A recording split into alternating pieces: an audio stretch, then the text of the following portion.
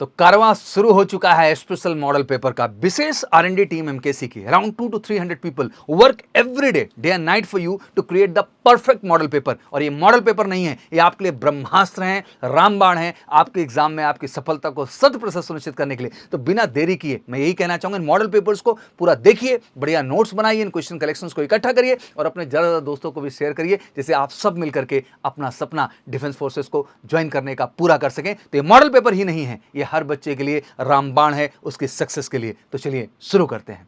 तो जय हिंद बच्चों, जैसा कि आप जानते हैं कि इस चैनल पर आपको मिलते हैं पर डे मॉक पेपर, ऐसे मॉक पेपर जो आपके रियल एग्जाम का रिफ्लेक्शन होते हैं।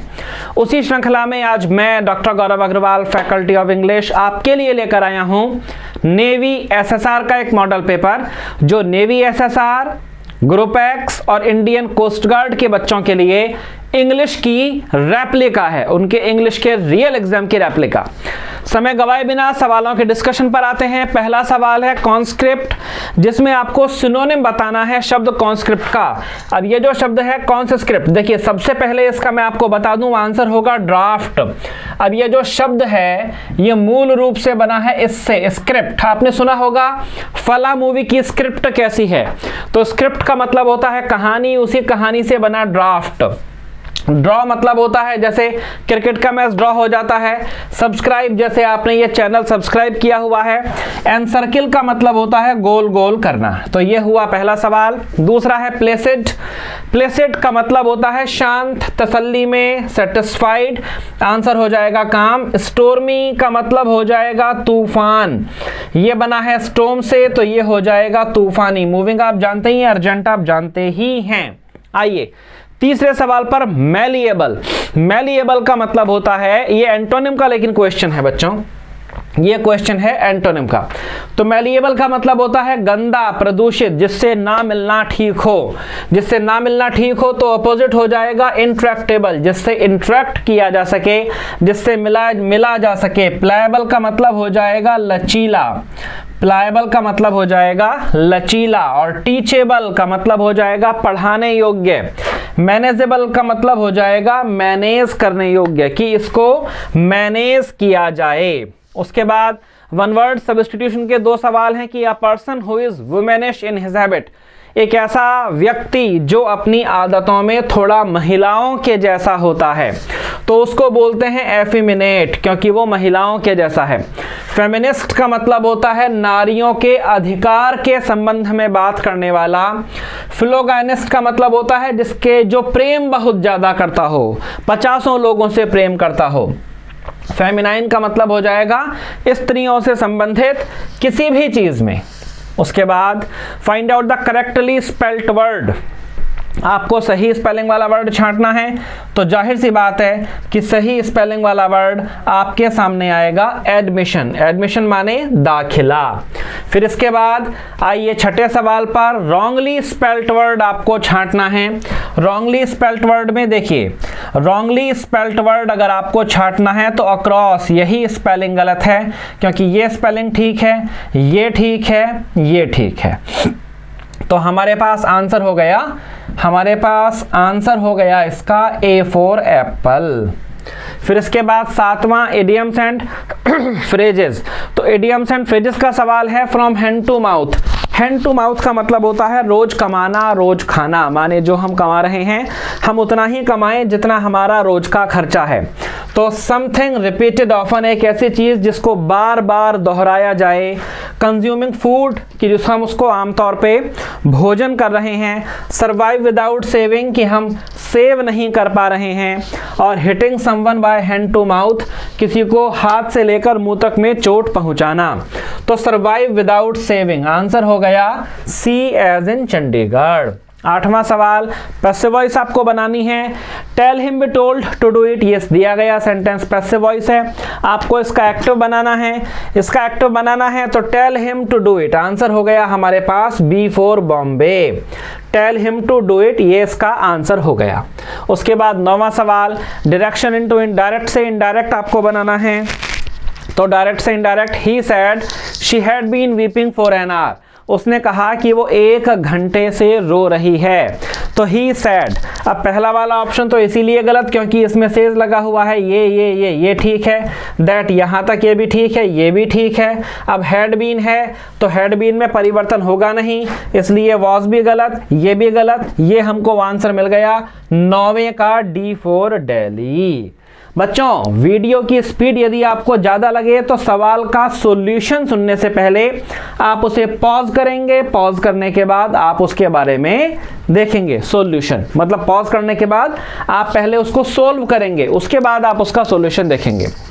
डायरेक्ट से इनडायरेक्ट बनाना है। उसने कहा कि हाउ कैन जेब्रा टॉक, कि कोई जेब्रा कैसे बात कर सकता है, ये ऐसा उसने कहा। तो ही वंडर्ड, अब he said, he questioned, he asked and he was amazed. He wondered how a zebra talks, how a zebra talks, ये तो होगा नहीं क्योंकि ये प्रेजेंट का प्रेजेंट में है। टॉकिंग ये भी नहीं होगा। कैन है तो कुड वाला सेंटेंस हो सकता है, अगला वाला देख लें, ये भी रिजेक्ट हो गया। सही आंसर मिल गया C4 चंडीगढ़। ये रिजेक्ट हुआ क्योंकि यहाँ कैन लगा हुआ है, और जब हम डायरेक्ट से इनडायरेक्ट बनाएंगे तो प्रेजेंट को हमें चेंज करना पड़ेगा पास्ट में। उसके बाद fill in the blanks. It is about time, ये वही समय है जब यू डैश योर बिजनेस। तो इट इज टाइम के बाद हमेशा पास्ट का सेंटेंस लिखा जाता है, लिखा जाता है पास्ट का, समझा जाता है present. It is high time you started your business, already there हो चुकी है, आपको बिजनेस शुरू कर देना चाहिए था। 12वां देखिए fill in the blanks. He said that he dash to write a letter, तो उसने कहा कि he dash to write a letter, तो उसने कहा कि वो चाहता था। ही वांट, वांट्स, वांटेड और विल वांट। तो ही सेड, उसने कहा दैट ही सैड है तो पास्ट ही में जाएगा, और पास्ट में जाने के लिए बिफोर बॉम्बे लगेगा। He wanted to write a letter, he said he wanted to write a letter. 13वां सवाल। If you had invited me to your marriage, if you had invited me dash your marriage, अगर आपने मुझे बुलाया होता तो मैंने आपकी मैरिज अटेंड करी होती। आई वुड हैव अटेंडेड, यहां लगेगा आई वुड हैव अटेंडेड, मतलब A for apple. Conditional sentence है ये। अगला if Julie dash chocolate I would give her, ये भी कंडीशनल है। अब ये जब कंडीशनल है इसमें लगा है वुड के साथ वर्ब की फर्स्ट फॉर्म, माने जो इसकी कंडीशन बनी होगी वो बनेगी पास्ट इंडेफिनिट में, और C4 चंडीगढ़ हो गया इसका आंसर। आगे चलिए और क्वेश्चन नंबर 15 पर हम लोग आते हैं। और 15 पर आने से पहले मैं आपको बताता चलूं हमारे लर्निंग ऐप के बारे में, जिसको आसानी से आप गूगल प्ले स्टोर से डाउनलोड कर सकते हैं। और इन कॉम्पिटिशन्स की, एयरफोर्स के ग्रुप X एंड Y की, नेवी की, इंडियन कोस्ट गार्ड की, देश की सबसे सस्ती और सबसे अच्छी पढ़ाई करने के लिए आप कॉल करें इस नंबर पे, एज वेल एज आप कॉल करें आप कॉल करें इस नंबर पे, या तो गूगल प्ले स्टोर से MKC लर्निंग ऐप डाउनलोड करें और कोचिंग के साथ जुड़ जाएं। स्पॉटिंग एरर के सवाल देखिए। But for his prompt action, prompt का मतलब होता है त्वरितता, तेजी से लिए गए उसके एक्शन के बिना बहुत सारे लोग would have lost their savings, खो चुके होते अपनी savings. To the burglars, no error, D for Delhi. सब कुछ परफेक्ट है, कहीं किसी चीज की कोई कसर नहीं है। अगला है suppose he does not agree what can we do. Suppose he does not agree, suppose गलत है, सपोज की जगह लगेगा if. If it does not agree what can we do, अगर वो एग्री नहीं होता है तो हम क्या कर लेंगे। 17वां some of the boys have to take care of their parents, कुछ लड़कों को अपने माँ बाप का ख्याल रखना पड़ता है। Some of the boys have to take care of their parents, have they. अब ये जो हैव दे है, ये हैव दे गलत है, और ये हैव दे की जगह लगेगा haven't they.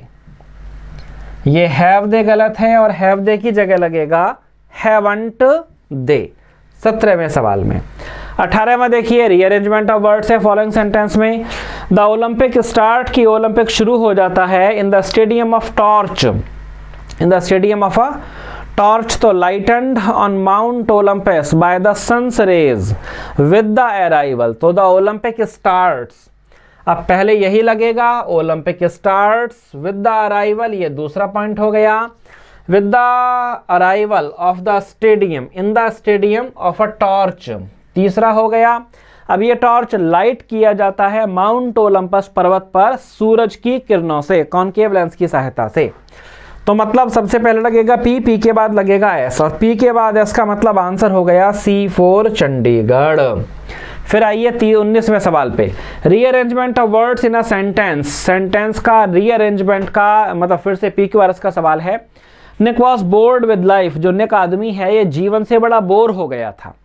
He caught the same bus to work, he did the same things in office, he got up exactly at the same time, every day was exactly the same, और he came home at the same time। ये जीवन से bore हो गया था, तो मतलब he did the same thing in office, he caught the same, he got up exactly। अब सबसे पहले वो क्या करेगा, सबसे पहले वो उठेगा, सेम टाइम पर उठता था, सेम टाइम पर उठने के बाद ही वो ऑफिस के लिए सेम बस पकड़ता था, फिर तीसरे नंबर पर ऑफिस में वही चीज़ करता था, तीसरा, और he was exactly every day was exactly the same. अब यहीं पर ट्विस्ट आएगा कि आप इसको एस से शुरू कर सकते हैं। कुल मिलाकर सबसे पहले सोकर उठेगा, तो या तो एस या तो आर से ही सेंटेंस शुरू होगा, आर से कोई ऑप्शन शुरू ही नहीं है, तो क्यू वाले दोनों सेंटेंस काटे जा सकते हैं। अब एस के बाद आर लगाना पड़ेगा, क्योंकि एस से अगर शुरू करेंगे तो सबसे पहले सोकर ही उठेगा, उस केस में हमारे पास आंसर हो जाएगा B4 बॉम्बे। PQRS के प्रश्न हैं जो केवल सेंस के ऊपर आधारित होंगे। Rearrangement of the words in a sentence की in the winter time the 2022 world cup in Qatar would best be staged will not be held in June and July but, so the 2022 world cup in Qatar यहां से शुरू होगा। Qatar में जो 2022 का world cup है will not be held in June and July, तो Q के बाद एस, क्यू के बाद एस का मतलब आंसर हो गया A4 एप्पल। उसके बाद आइए 21वें सवाल की तरफ। 21 से 25 में रीडिंग कॉम्प्रिहेंशन है। आपको रीडिंग कॉम्प्रिहेंशन का ये पैराग्राफ पढ़ लेना है, वीडियो को पॉज करके यहाँ पर आपको पैराग्राफ पढ़ना है। पैराग्राफ पढ़िए, पैराग्राफ पढ़ने के बाद वीडियो को देखिए ताकि आप पैराग्राफ का एक्सप्लेनेशन और सवालों को देख सकें।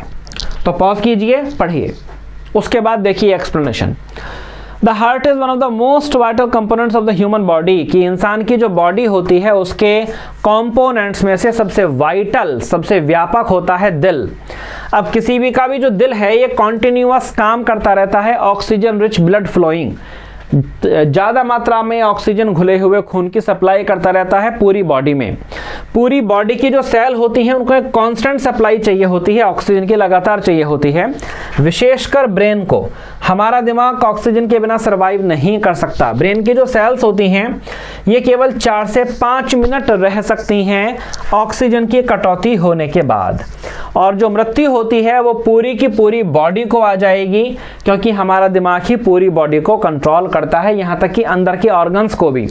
अब दिल की जो बीमारियां हैं, हार्ट डिसीजेस कैन रिजल्ट, वो परिणाम दे सकती हैं from damage to the heart muscles, दिल की मसल्स को डैमेज करने से लेकर वॉल्व्स और द पेसमेकर, दिल को पेसमेकर को भी और दिल की दीवारों को भी। यदि मसल जो है वो डैमेज कर देती हैं हार्ट को, तो वो अनेबल होता है पंप करने में properly. If the valves are damaged, अगर ये जो वॉल्व हैं अगर ये डैमेज हो जाती हैं तो blood can not flow normally, तो कोई भी ब्लड नॉर्मल तरीके से फ्लो नहीं कर सकता है। Doctor John Gibbon of USA के doctor John Gibbon developed the machine in 1953 में उन्होंने मशीन बताई जो टेम्परेरीली दिल से काम को शिफ्ट कर सकता है। सर्जन जो हैं उनके पास चांस था रिपेयर करने का, रिप्लेस करने का एक कमजोर, एक डिफेक्टिव, एक चोट लगे हुए दिल को। Many patients have had plastic valves inserted in their hearts, बहुत सारे मनुष्यों के दिल में प्लास्टिक का वॉल्व अंदर डाल दिया जाता है जब उनका हार्ट में कोई दिक्कत आ जाती है, और बहुत सारे लोग are not being kept alive with tiny battery operated pacemaker, और अब वो जीवित हैं इस बैटरी से चलने वाले पेसमेकर की सहायता से। तो पेसमेकर के बारे में पैराग्राफ था। हार्ट भेजता है oxygen rich blood to the brain only, to the kidney only, to the entire body, to the lungs only? जाहिर सी बात है, टू द एंटायर बॉडी।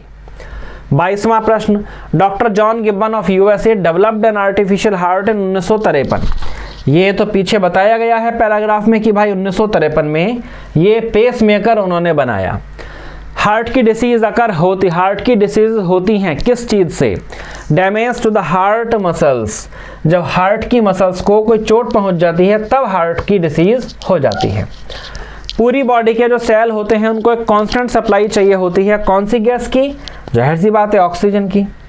फिर इसके बाद अगर सप्लाई जो ऑक्सीजन की है वो कट जाती है तो ब्रेन की जो सेल होती हैं वो कितनी देर सरवाइव करती हैं? ब्रेन की सेल्स कितनी देर सरवाइव करती हैं? क्वेश्चन नंबर 25 में। तो ब्रेन की सेल सरवाइव करेंगी 4 से 5 मिनट। पैराग्राफ में ये बात पीछे मेंशन करी गई है। तो बच्चों ये थे नेवी के एग्जाम के 25 क्वेश्चन। वीडियो कैसी लगी कमेंट बॉक्स में बताइएगा जरूर। मिलते हैं फिर किसी ऑनलाइन ऑफलाइन क्लास में या तो मॉडल पेपर में। Have a nice time, great day है। जय हिंद। जय हिंद my dear student, this is Jayant Singh, faculty of GS major Kalsi classes. बेटा मेजर कलसी क्लासेस में आप लोगों का बहुत बहुत स्वागत है। आइए हम लोग देखते हैं नेवी एसएसआर के जीके के बहुत ही बेहतरीन प्रश्नों को। Come to the question number first. पहला प्रश्न आप देखिए क्या लिखा गया है। The founder of Islam prophet Mohammed was born in. इस्लाम के प्रवर्तक पैगंबर मोहम्मद पैदा हुए थे 622 522 ईस्वी में, 670 ईस्वी में, 570 ईसा पूर्व, 570 ईस्वी। तो इसका करेक्ट जवाब शेरों क्या होगा? 570 ईस्वी। कब? 570 AD। कहाँ? मक्का में। नेक्स्ट अगला प्रश्न। अब यहाँ देखें, मोहम्मद साहब के जन्म पर कौन सा पर्व मनाया जाता है? Which festival is celebrated on the birth of Mohammad Sahab? Eid उल अजहा, ईद ए मिलाद उल नबी, बकरीद ईद। तो इसका करेक्ट जवाब क्या होगा? ईद मिलाद उल नबी। नेक्स्ट, पहला मुस्लिम आक्रमण 712 ईस्वी में सिंध पर राजा दाहिर के समय किया था। First Muslim invasion on the Sindh during the rule of king Dahir in 712 AD was carried by Mohammad Ghori, Mahmud Ghaznavi, Babar, Mohammad bin Qasim. तो इसका करेक्ट जवाब Mohammed bin Qasim. Next, Mahmud Ghaznavi attacked India how many times? Mahmud Ghaznavi ने भारत पर कितनी बार आक्रमण किया? 12 टाइम्स, 15 टाइम्स, 17 टाइम्स, 18 टाइम्स। तो इसका करेक्ट जवाब 17 बार। कितनी बार शेरों? 17 बार। नेक्स्ट, भारत पर प्रथम तुर्क आक्रमण करने वाला था? Who was the first Turkish invader on India? Mahmud Ghaznavi, Mohammad Ghori, Genghis Khan, Taimur lung. कौन था? इसका करेक्ट जवाब महमूद गजनवी। नेक्स्ट, निम्न में से किसका आक्रमण भारत पर किया गया द्वितीय तुर्क आक्रमण था? विच of the following was the second Turkish invasion on India? किसका? करेक्ट जवाब मोहम्मद गोरी। नेक्स्ट, तराइन के द्वितीय युद्ध में किसने किसको पराजित किया? Who was defeated by home in the second battle of Tarain? किसने पराजित किया? मोहम्मद गोरी ने पृथ्वीराज को। किसने पराजित किया? मोहम्मद गोरी ने पृथ्वीराज को पराजित किया और बाद में मार भी डाला। अगला point, the founder of Muslim rule on India is considered to be? Bharat में मुस्लिम राज का संस्थापक माना जाता है? मोहम्मद गोरी, इल्तुतमिश, अकबर, बाबर। करेक्ट जवाब Mohammad Ghori. Next, the first battle of Tarain was fought between. Tarain की पहली लड़ाई 1191 में जो हुई, निम्नलिखित में से किनके बीच हुई थी? किसके बीच हुई थी? अलाउद्दीन खिलजी, पृथ्वीराज चौहान, मोहम्मद गोरी, पृथ्वीराज चौहान, महमूद गजनवी, पृथ्वीराज चौहान, मोहम्मद शाह, पृथ्वीराज चौहान। तो इसका करेक्ट जवाब मोहम्मद गोरी और पृथ्वीराज चौहान। ये रहा तराइन का प्रथम युद्ध। नेक्स्ट, भारत का वह पहला शासक कौन था जिसने मोहम्मद गोरी को पराजित किया? The first Indian ruler who had defeated Mohammad Ghori was Solanki शासक भीम सेकंड, चौहान शासक पृथ्वीराज चौहान, गढ़वाली शासक गढ़वाली नहीं, जयचंद, इनमें से कोई नहीं। तो यहाँ पर आप करेक्ट जवाब सोलंकी शासक भीम सेकंड। नेक्स्ट, मोहम्मद गोरी का सर्वाधिक महत्वपूर्ण भारतीय आक्रमण था। The most important invasion of Mohammad Ghori on India was Multan पर आक्रमण, तराइन का प्रथम युद्ध, तराइन का द्वितीय युद्ध, भटिंडा पर आक्रमण। तो करेक्ट जवाब क्या होगा? तराइन का द्वितीय युद्ध। नेक्स्ट, मोहम्मद गोरी एवं कन्नौज के राजा जयचंद के मध्य 1194 में हुआ युद्ध किस नाम से प्रसिद्ध है? The battle between Mohammad Ghori and king of Kannauj Jaichand, popularly known as Tarain का प्रथम युद्ध, तराइन का द्वितीय, चंदावर का युद्ध, पानीपत का प्रथम युद्ध। तो क्या होगा? ऑप्शन सी, चंदावर का युद्ध। नेक्स्ट, मोहम्मद गोरी विजित प्रदेशों की देखभाल के लिए निम्नलिखित में से किस विश्वसनीय दास को छोड़कर गया था? Mohammad Ghori left which of these slaves to look after the vanquished region? Nasiruddin, Iltutmish, Qutbuddin Aibak, Malik Kafur. इसका करेक्ट जवाब कुतुबुद्दीन ऐबक। नेक्स्ट, भारत में गुलाम वंश का संस्थापक कौन था? Who was the founder of slave dynasty in India? Qutubuddin Aibak, Iltutmish, Kaiqubad, Aram Shah. Correct जवाब कुतुबुद्दीन ऐबक। नेक्स्ट, भारत में मुस्लिम राज्य का संस्थापक मोहम्मद गोरी को माना जाता है, परंतु भारत में स्वतंत्र मुस्लिम राज्य का संस्थापक किसे माना जाता है? Mohammad Ghori is considered as the founder of Muslim state rule in India, but who is considered as the founder of independent Muslim state in India? Qutubuddin Aibak, Mohammad Ghori, Iltutmish, इनमें से कोई नहीं। तो इसका करेक्ट जवाब कुतुबुद्दीन ऐबक। कुतुबुद्दीन ऐबक की राजधानी थी which was the capital of Qutubuddin Aibak? Lahore, Delhi, Ajmer, Lakhnauti. तो इसका करेक्ट जवाब लाहौर। कौन थी? लाहौर। नेक्स्ट, हम लोग आगे बढ़े इससे पहले आपको बता दें कि सेना में सर्वाधिक सिलेक्शन देने वाला संस्थान major Kalsi classes private limited, जो सबसे सस्ता, सबसे अच्छा।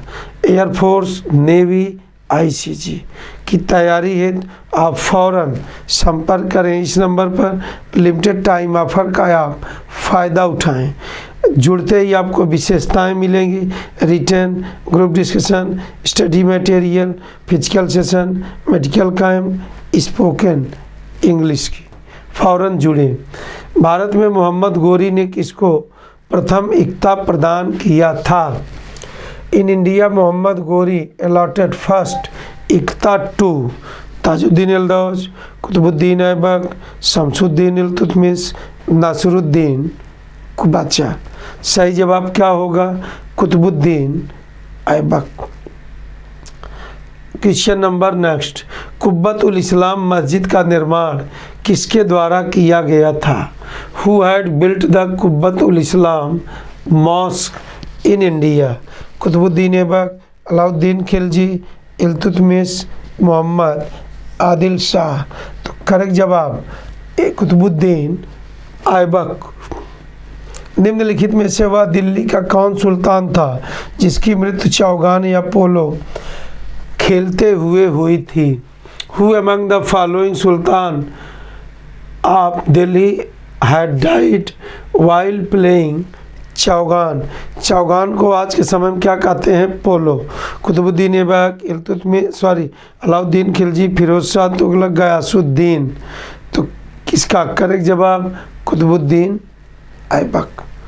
नेक्स्ट, निम्नलिखित में से किसे कुरान ख्वां, कुरान का पाठ करने वाला भी कहा जाता था?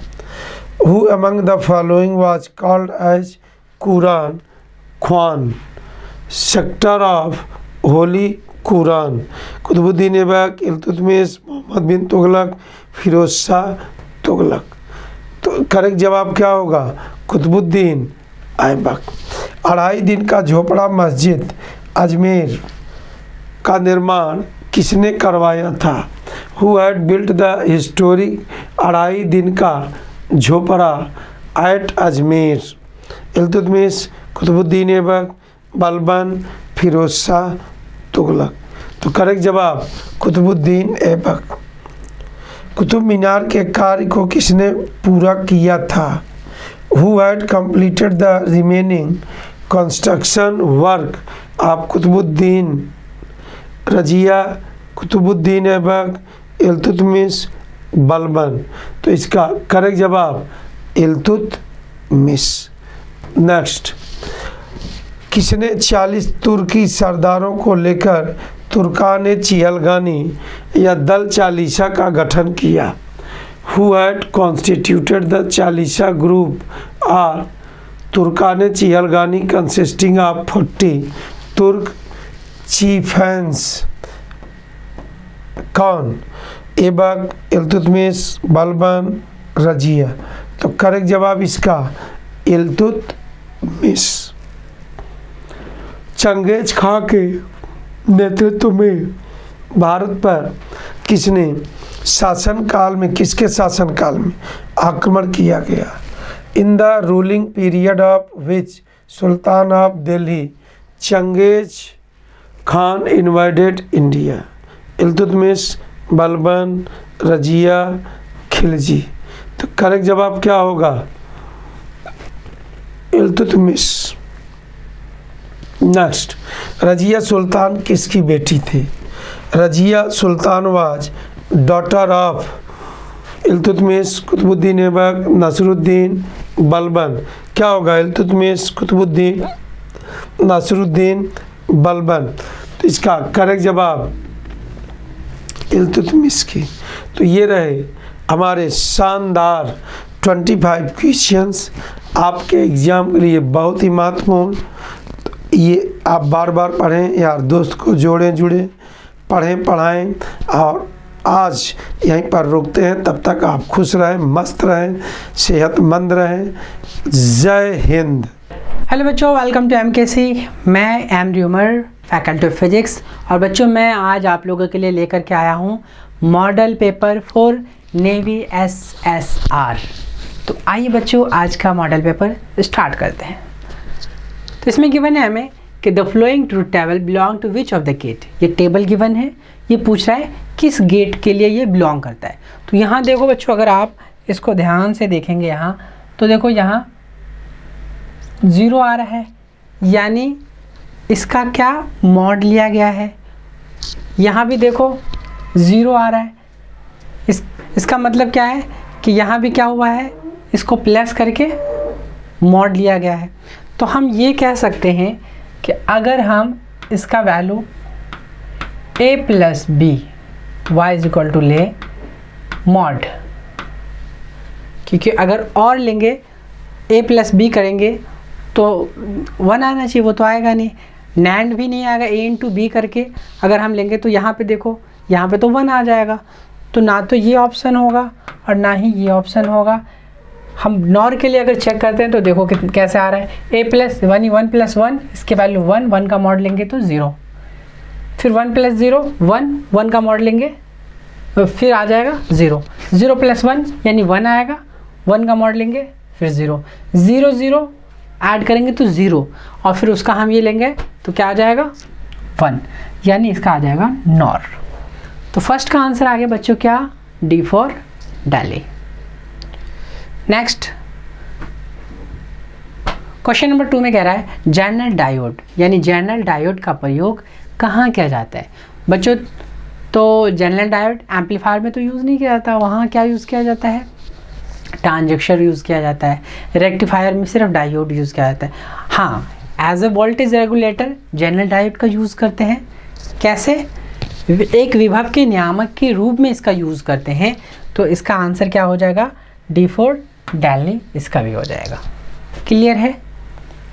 Next, which of the following support the quantum nature of the radiation, यानी इसमें से कौन सा जो है वो क्वांटम नेचर को सपोर्ट करता है। तो बच्चों इसका तो आपको कंफर्म है कि फोटो इलेक्ट्रिक जो है वो क्वांटम को सपोर्ट करता है, डॉपलर इफेक्ट नहीं करता है। अब देखो फोटो इलेक्ट्रिक वाला एक तो ये है हमारा, यानी या तो ये होगा या फिर ये होगा, क्योंकि फर्स्ट ऑप्शन इन दोनों में है। अच्छा, फोर्थ जो है वो फील्ड इफेक्ट ये भी नहीं करता। क्वांटम इफेक्ट जो है वो क्या करता है, क्वांटम नेचर को सपोर्ट करता है। तो इसलिए इसका आंसर आ जाएगा ए फॉर इलाहाबाद। इसको अगर हिंदी में हम देखें तो कौन विद्युत चुंबकीय विकिरण जो है क्वांटम प्रकृति के बारे में बताता है, तो प्रकाश वैद्युतीय एंड कॉम्पटन प्रभाव, यानी ए फॉर इलाहाबाद। यह है क्वेश्चन नंबर 4। क्वेश्चन नंबर 4 में कह रहा है I1 I2 का रेशियो गिवन है, I max upon I minimum पूछ रहा है। तो बच्चों I max आपने पढ़ा होगा, I max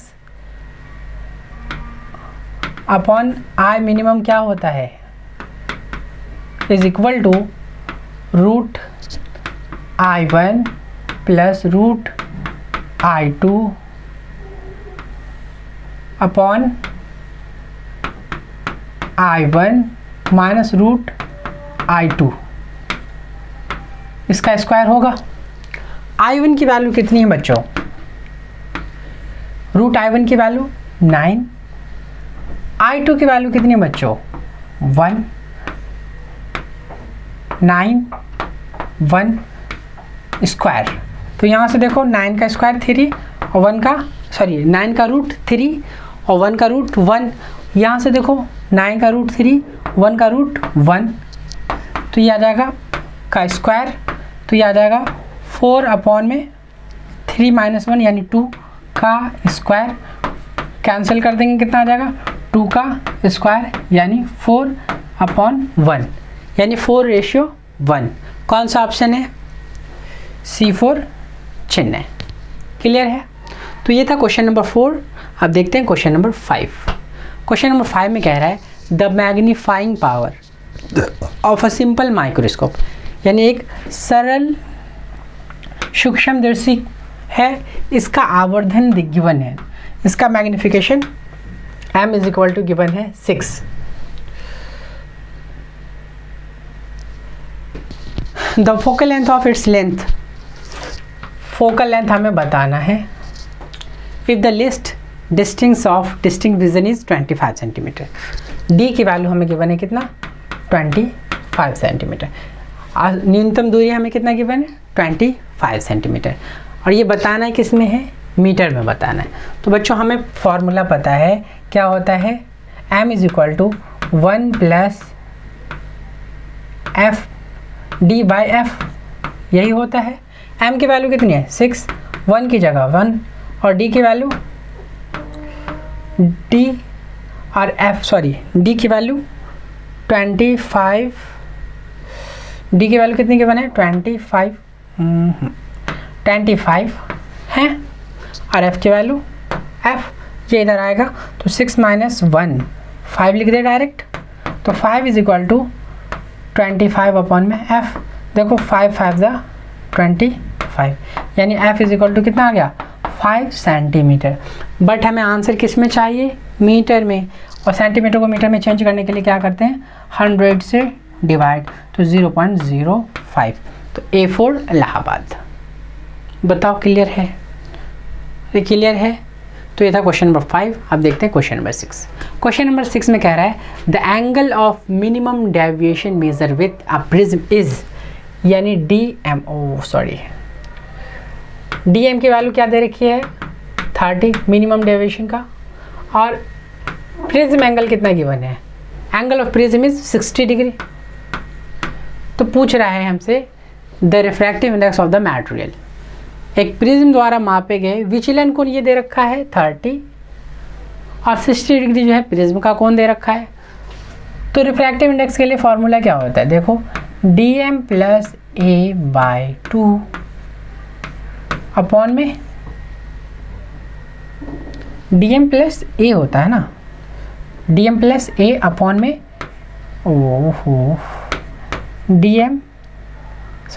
अपॉन में a बाई 2 होता है, a बाई 2 साथ में क्या साइन, साथ में क्या sine is equal to refractive index. तो यहाँ से देखो कितना आ जाएगा, कितना आ जाएगा, देखो dm की वैल्यू 30, a की वैल्यू 60, 30 प्लस 60 साइन अपॉन में साइन 60 बाई 2, तो यहाँ से आ जाएगा साइन 90 बाय साइन 30, साइन 90 की वैल्यू 1 और साइन 30 की वैल्यू 1 बाय 2, तो ये 2 पर चला जाएगा तो 2 आ जाएगा आंसर, यानी B4 बिहार। क्लियर है, तो ये आ गया B4 Bihar. Next question number 7। An object is kept 5 centimeter in front of a concave। एक ऑब्जेक्ट है कहाँ 5 सेंटीमीटर पर, in front of concave mirror of length और फोकल लेंथ 15 सेंटीमीटर। तो बच्चों देखो फोकल लेंथ कितना है 15 ये, और ऑब्जेक्ट कहाँ पर है 5 सेंटीमीटर पे यहाँ पे। तो बच्चों जब ऑब्जेक्ट F और P के बीच में होता है तो इसका इमेज कहाँ बनता है, इसका इमेज पीछे बनता है, मैग्नीफाइड बनता है, और ये कौन कैसा होता है वर्चुअल होता है, यानी आभासी होता है। कैसा होता है रियल नहीं होता, रियल नहीं होता, ये दोनों में से A या B में से कोई एक होगा। तो मैग्नीफाइड होता है तो A भी नहीं होगा, तो ऑप्शन कौन सा होगा B4 बिहार। बताओ क्लियर है। ये अनाउंसमेंट है आपके लिए बच्चों के एयरफोर्स में भी काफ़ी अच्छा जो है डिस्काउंट चल रहा है। यहाँ पे सारी चीज़ें आपको मिलेंगी रिटर्न में, फिज़िकल सेशन होगा, रिटर्न की पूरी अच्छे ढंग से तैयारी होगी, ग्रुप डिस्कशन, मेडिकल कैंप, सारी चीज़ों का होगा। इसलिए फटाफट आकर के ज्वाइन करें एमकेसी से और अपनी स्टडी को बूस्ट करें। नेक्स्ट ये तो हमने बता ही दिया कि आभासी होगा और आवर्धित होगा। क्यों? क्योंकि ध्रुव और फोकस के बीच में ऑब्जेक्ट है। नेक्स्ट है इन एलसीआर सर्किट आर दे रखा है 10 ओम, आर की वैल्यू 10 और जेड की वैल्यू कितना है 20 ओम। तो हमें पूछ रहा है फेज डिफरेंस। तो बच्चों फेज डिफरेंस का फॉर्मूला तो बहुत ही सिंपल सा होता है, आपको पता है क्या होता है? तो R बाय जेड होता है। अरे होता है R की वैल्यू कितनी है 10 है, जेड की वैल्यू कितनी है 20 है, तो ये 1/2 आ गया। और cos 1/2 की वैल्यू कितनी होती है बताओ मेरे प्यारों, कितनी होती है 60वां 60 डिग्री 60 डिग्री होता है ना।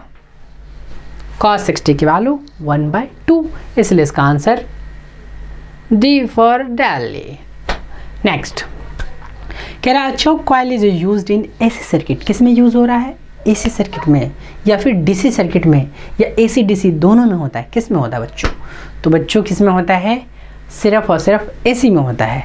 डीसी में क्यों नहीं होता? बताओ काहे नहीं होता है बबुआ?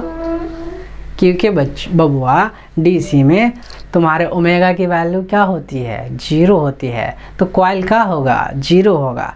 तो रेजिस्टेंस ही तो अकेला रहे, कितना स्मॉल सा बचेगा। तो इसीलिए हमारा सिर्फ एसीए में यूज होता है, डीसी में यूज नहीं होता है। किस में यूज होता है? केवल प्रत्यावर्ती धारा परिपथ में यूज होता है। तो बच्चों ये था क्वेश्चन नंबर 9। अब आते हैं क्वेश्चन नंबर 10 पे। क्वेश्चन नंबर 10 में कह रहा है कि एक स्टेप अप ट्रांसफार्मर है, उसका वोल्टेज गिवन है 220। कौन से वाले का है? प्राइमरी वाले का है। किस वाले का है बबुआ? प्राइमरी वाले का है। कितना? 220। तो हम इसको लिख दें वीपी की वैल्यू कितनी हो गई? 220 हो गई, ठीक है। And current 5 ampere. और प्राइमरी का करंट बा कितना बा? अरे कितना बा? 5। और सेकेंडरी का वोल्टेज कितना? सेकेंडरी को हम VS लिख देते हैं 22,000 बा। यही है? हाँ बबुआ बतावा, सही चल रहा है। अब हमसे पूछ क्या रहा है? करंट इन द सेकेंडरी यानी IS की वैल्यू बोल रहा है बताने के लिए। अरे बोल रहा है तो हम इसमें क्या करेंगे बच्चों?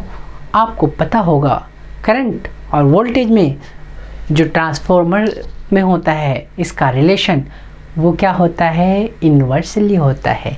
मतलब E के PVP बट्टे VS is equal to IS बट्टे में IP होगा। अरे होगा। तो हमें क्या पूछा है? IS।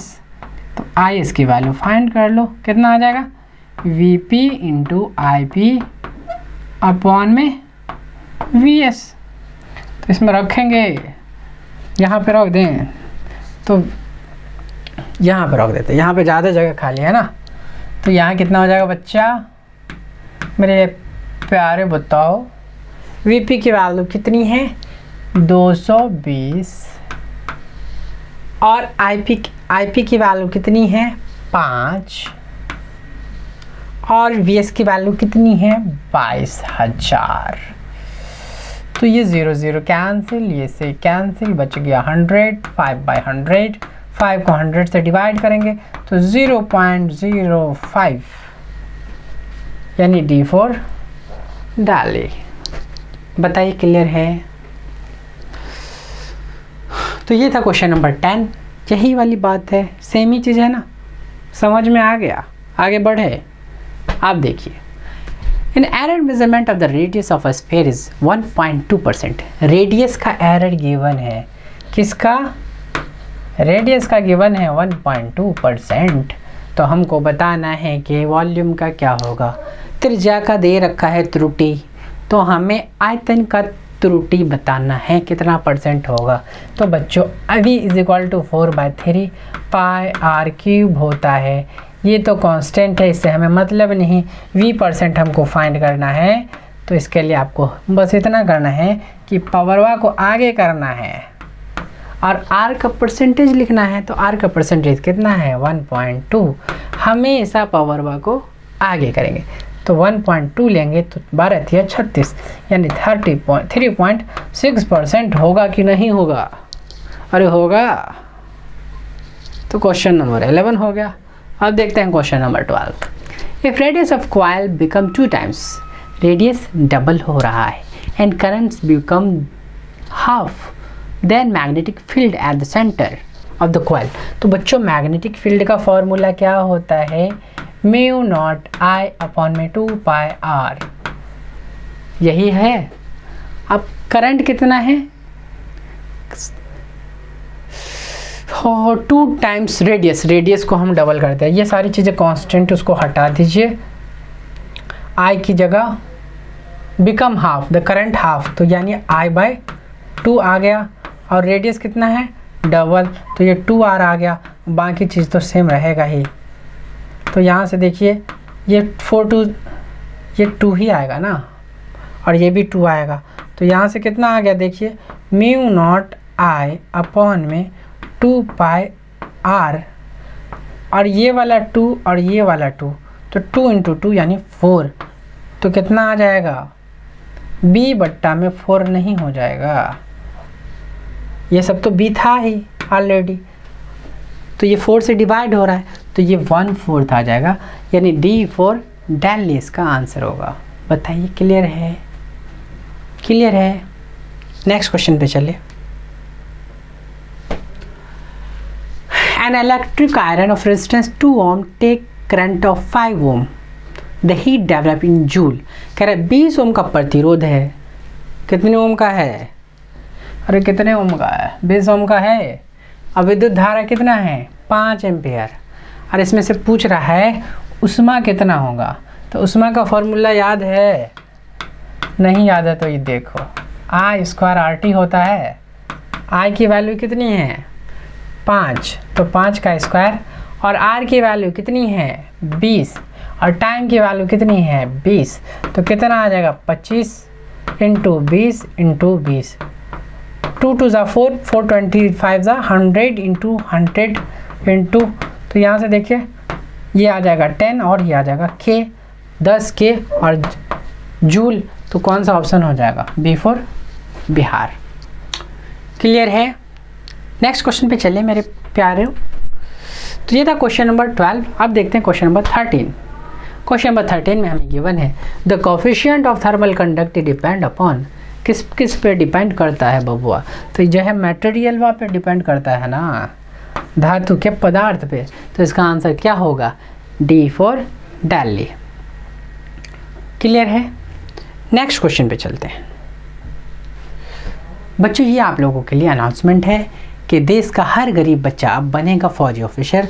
उसके लिए हमारे MKC पे आप लोगों के लिए बहुत ख़ास ऑफ़र चल रहा है, और ये लिमिटेड टाइम के लिए, तो जल्दी से आकर के ज्वाइन कर लीजिए। करेंगे जल्दी आगे कीजिए, ठीक। ये वाला जो है गलत, ओहो ये जो है ये गलत है, तो एडिटर साहब इसको हटा देंगे आप प्लीज़। नेक्स्ट क्वेश्चन पे चलते हैं। तो ये है हमारा क्वेश्चन नंबर 14। क्वेश्चन नंबर 14 पे कह रहा है बच्चों कि हमें आई की वैल्यू बतानी है। तो आपको पता होगा कि यहाँ से कितना जा रहा है, ओहो। तो बच्चों अब हम करते हैं क्वेश्चन नंबर 14। क्वेश्चन नंबर 14 में क्या कह रहा है? Figure shows current in the part of the electric network, what is the value of the current. ये हमें नेटवर्क गिवन है, इसमें आई की हक का मान निकालने के लिए बोल रहा है। तो बच्चों देखो यहाँ से कितना जा रहा है, यहाँ से कितना जा रहा है 1, और यहाँ से 3 आ रहा है, तो यहाँ पे कितना आएगा 3 और 1 4 आएगा। यहाँ से फिर 2 इधर चला जा रहा है, तो इधर कितना बचेगा 2 बचेगा। अब यहाँ से 2 जा रहा है, तो इधर 1.5 जा रहा है, तो इधर कितना जाएगा 0.5 जाएगा, तभी तो 2 पूरा होगा। तो इसका आंसर क्या होगा D4 दिल्ली। बताओ, आसान है। नेक्स्ट क्वेश्चन पे चले। क्वेश्चन नंबर, ये हिंदी में भी तो समझ में आ गया ना, आगे बढ़ जाए। चलिए, कह रहा है a matter is positively charge that the mass of matter in charging. अगर मैटर पॉजिटिवली चार्ज है तो बबुआ इलेक्ट्रॉन का हुआ है, निकला है ना, तभी तो प्लस का चार्ज आया है। और जब इलेक्ट्रॉन निकला है तो उतना मास कम हुआ है कि ज़्यादा हुआ है? कम हुआ है। तो कम होगा तो इसका क्या होगा आंसर? पॉजिटिव चार्ज का मतलब डिक्रीज। अगर नेगेटिव चार्ज आता तो क्या होता? इंक्रीज। उसका मतलब इलेक्ट्रॉन आ रहा है, तो इसका भी क्या होगा? बी तो बता ही दिए हैं। अब कह रहा है a thunder tap is heard 5.5 second. Time दे रखा है कितना? 5.5 सेकेंड।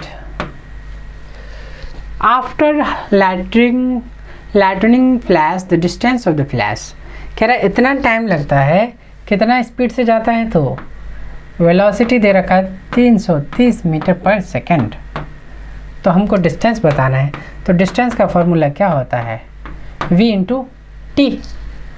तो 330 इंटू 5.5, पॉइंट हटाएंगे तो ये आ जाएगा 0, 0 से 0 कैंसिल, मल्टीप्लाई करेंगे इसको, कितना आ जाएगा, 5 3 ज़ा 15, 5 3 ज़ा 15, 116,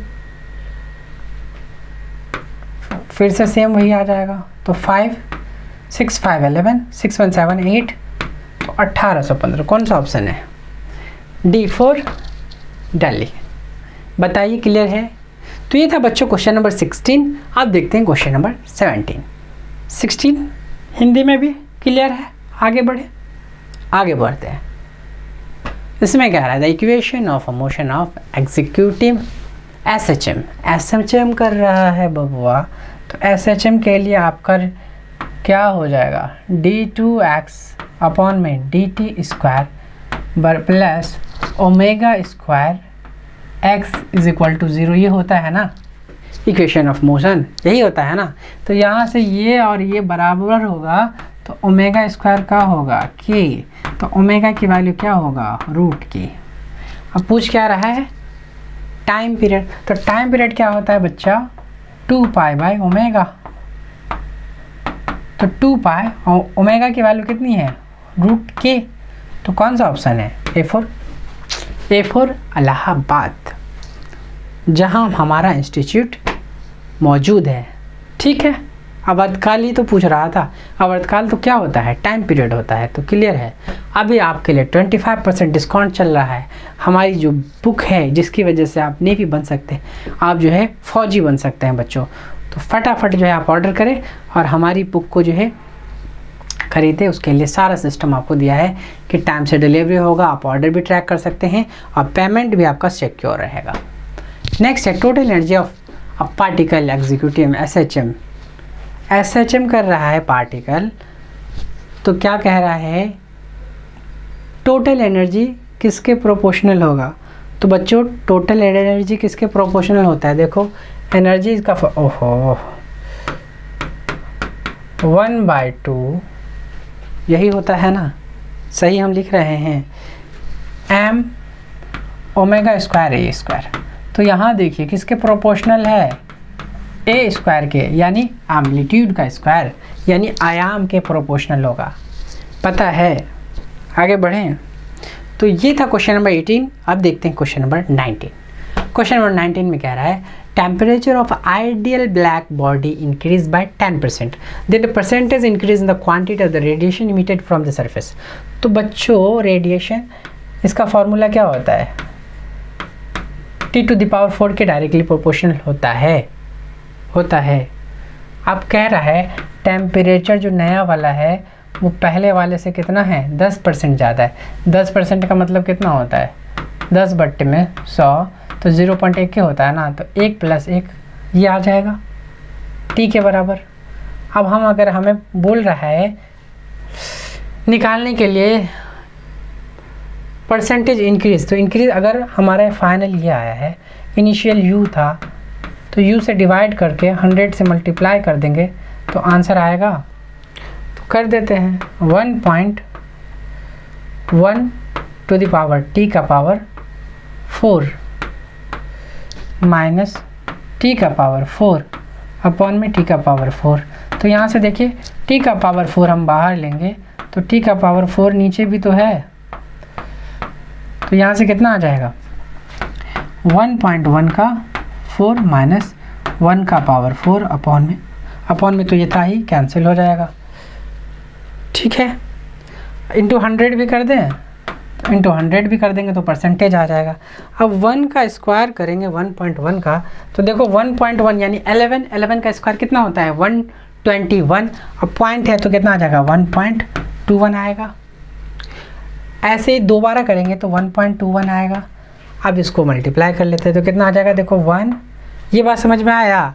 इसको हम 2 बार लिख लिए, 1.1 का स्क्वायर 1.1 का स्क्वायर। 1.1 का स्क्वायर होता है 11, 1.21, इसी तरह 1.1 का फिर दोनों को मल्टीप्लाई कर लेंगे। तो देखिए वहाँ से कितना आया, 1 2 और 1 2 4 एंड 2 और फिर 1 2 1, तो कितना आ जाएगा 1 4 4 1 5 6 4, यानी इसकी वैल्यू 1.46 होगी। तो यहाँ से इसको हम ऊपर में लिख दें, यहाँ पे 1.46 माइनस 1 इंटू 100। तो बच्चों यहाँ से कितना आ जाएगा 1 में से 1 जाएगा तो 0.46 तो बचेगा, अपॉन में ये 100 आ जाएगा, और ये 100 है ही, तो 100 कैंसिल, तो कितना बचेगा 46। तो C4 चेन्नई होगा कि नहीं होगा? होगा, होगा। ठीक है बच्चा, C4 चेन्नई। तो ये था क्वेश्चन नंबर 19। अब देखते हैं क्वेश्चन नंबर 20। क्वेश्चन नंबर 20 में कह रहा है the excess pressure inside a soap bubble is 3 times that inside another bubble. अच्छा जी, कह रहा है एक का जो है वो दूसरे के 3 टाइम्स है, यानी हम ये कह सकते हैं कि P1 इज इक्वल टू क्या 3 टाइम्स P2 है, ऐसे लिख दे भाई साहब, आ जा।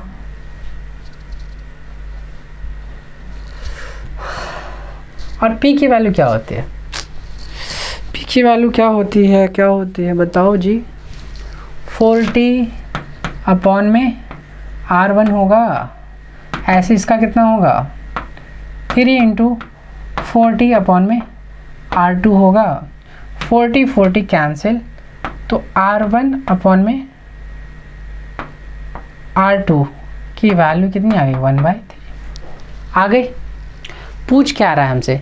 Volume of the ratio of the volume the first to second, first और सेकंड के वॉल्यूम का रेशियो पूछ रहा है।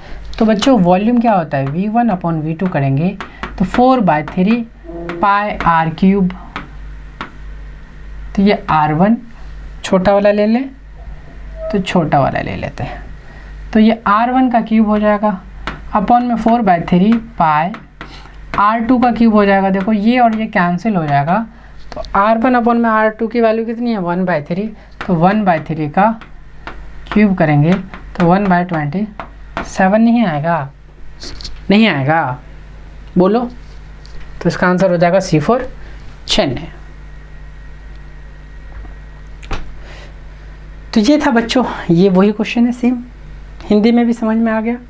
वही बोल रहा है कि किसी साबुन के बुलबुले के अंदर अधिकतम दाब दूसरे बुलबुले के कितना है 3 गुना है, तो इसलिए हमने 3 से मल्टीप्लाई किया था।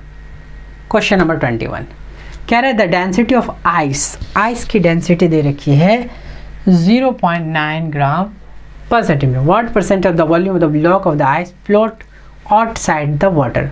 बच्चों देखो कितना होता है इसका डेंसिटी 1 होता है, और आइस का कितना दे रखा है 0.9, तो कितना डिफरेंस हुआ 0.1 का ही हुआ ना, कितना परसेंट होगा, तो इंटू 100 मल्टीप्लाई कर दो बस, तो कितना आ जाएगा 0 0 कैंसिल, यानी 10%, यानी A फॉर इलाहाबाद। बहुत अच्छा सा क्वेश्चन था नहीं। आगे बढ़ते हैं। क्वेश्चन नंबर 22 में कह रहा है force between 2 object of equal masses, यानी 2 ऑब्जेक्ट है, इसका मास इक्वल है, एक का मास m है तो दूसरे का मास भी m है। इफ़ 25% मास, 25% का मतलब क्या होता है 25/100, यानी 1/4, यानी 1/4 मास इसमें से उसमें चला गया, यही कह रहा है ट्रांसफ़र। तो कितना आ जाएगा, इसमें से 1/4 उसमें जाएगा, तो देखो m माइनस m/4 करेंगे, और इसमें गया तो m प्लस m/4 करेंगे, तो यहाँ से कितना आ जाएगा देखो 4m माइनस m यानी 3m/4, और इसका कितना आ जाएगा 4 + 1 यानी 5m/4, ये आ गया। अच्छा इसके बीच मास अगर फोर्स निकाले तो फोर्स का फॉर्मूला क्या होता है Gm² अपॉन में R², यही तो होता है। अब जब ये हमने ट्रांसफ़र किया, हमने R क्यों सेम लिया, क्योंकि दोनों एक ही जगह पर है, बस दूरी तो सेम ही है। तो यहाँ से देखो अब इसका निकालेंगे तो इसका कितना आ जाएगा देखो 3 × 5 15 एंड 4 4 16 Gm² अपॉन में R²। अब देखो इसकी वैल्यू f के बराबर है ना, तो यहाँ पे कितना आ जाएगा 15/16 f, यानी C4 चेन्नई। पक्की बात क्लियर है। नेक्स्ट क्वेश्चन पे चले। तो ये है क्वेश्चन नंबर 22। अब देखते हैं क्वेश्चन नंबर 23। कह रहा है angular momentum of the system of the particle changes when, कब? Direction of velocity change, torque actor body change, force act. बच्चों टॉर्क, इसका फॉर्मूला क्या होता है? टॉर्क इज इक्वल टू होता है dl/dt।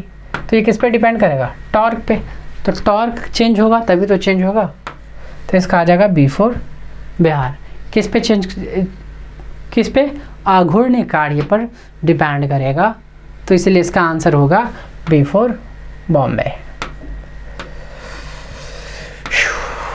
अब क्वेश्चन नंबर 24 में कह रहा है centre of mass of 3 particles 10 kg, 20 kg and 3 kg, ये दे रखा है 0 के लिए। Where should be the particle 40 kg be place so that the combined centre will be at 3। तो बच्चों ये तीनों का अगर हम इन तीनों के लिए बात करें तो इन तीनों का एक्सियम कितना दे रखा है? 0 दे रखा है। तो 0 इज इक्वल टू क्या हो जाएगा? अगर हम x1, x2, x3 ले लें इन सब के लिए तो पहले का कितना आ जाएगा? देखो 10 इंटू x1, दूसरे का 20 इंटू x2 और तीसरे का 30 into x3 bye 10 plus 20 plus 30। अब इसको 0 से मल्टीप्लाई करेंगे तो कितना आ जाएगा? ये सारा तो 0 बन जाएगा। तो 0 इज इक्वल टू कितना आ गया आपका? 10x1, इसको हम मिटा ही देते हैं। तो यहाँ से कितना आ जाएगा? 10x1, 20x2 प्लस 30x3 होगा। नेक्स्ट इसमें हमसे कह रहा है जब 4 kg मास को लेंगे तो एक कोऑर्डिनेट हमारा बढ़ जाएगा। तो उसके लिए अगर हमारा सेंटर ऑफ मास दे रखा है कितना? 3, तो हम ले लेते हैं 3। तो ये तो ऊपर में सेम ही रहेगा 10x1 plus 10x2 plus 10x3, sorry 10 के बाद 20 के बाद ये तो 30 आएगा ना, 30x3 प्लस चौथा वाला हमारा कितना है? 40 kg का है, तो 40x4 ये आएगा। तो यहाँ से बच्चों, यहाँ से कितना आ जाएगा? सबको ऐड कर लेंगे 10 प्लस 20 प्लस 30 प्लस 40।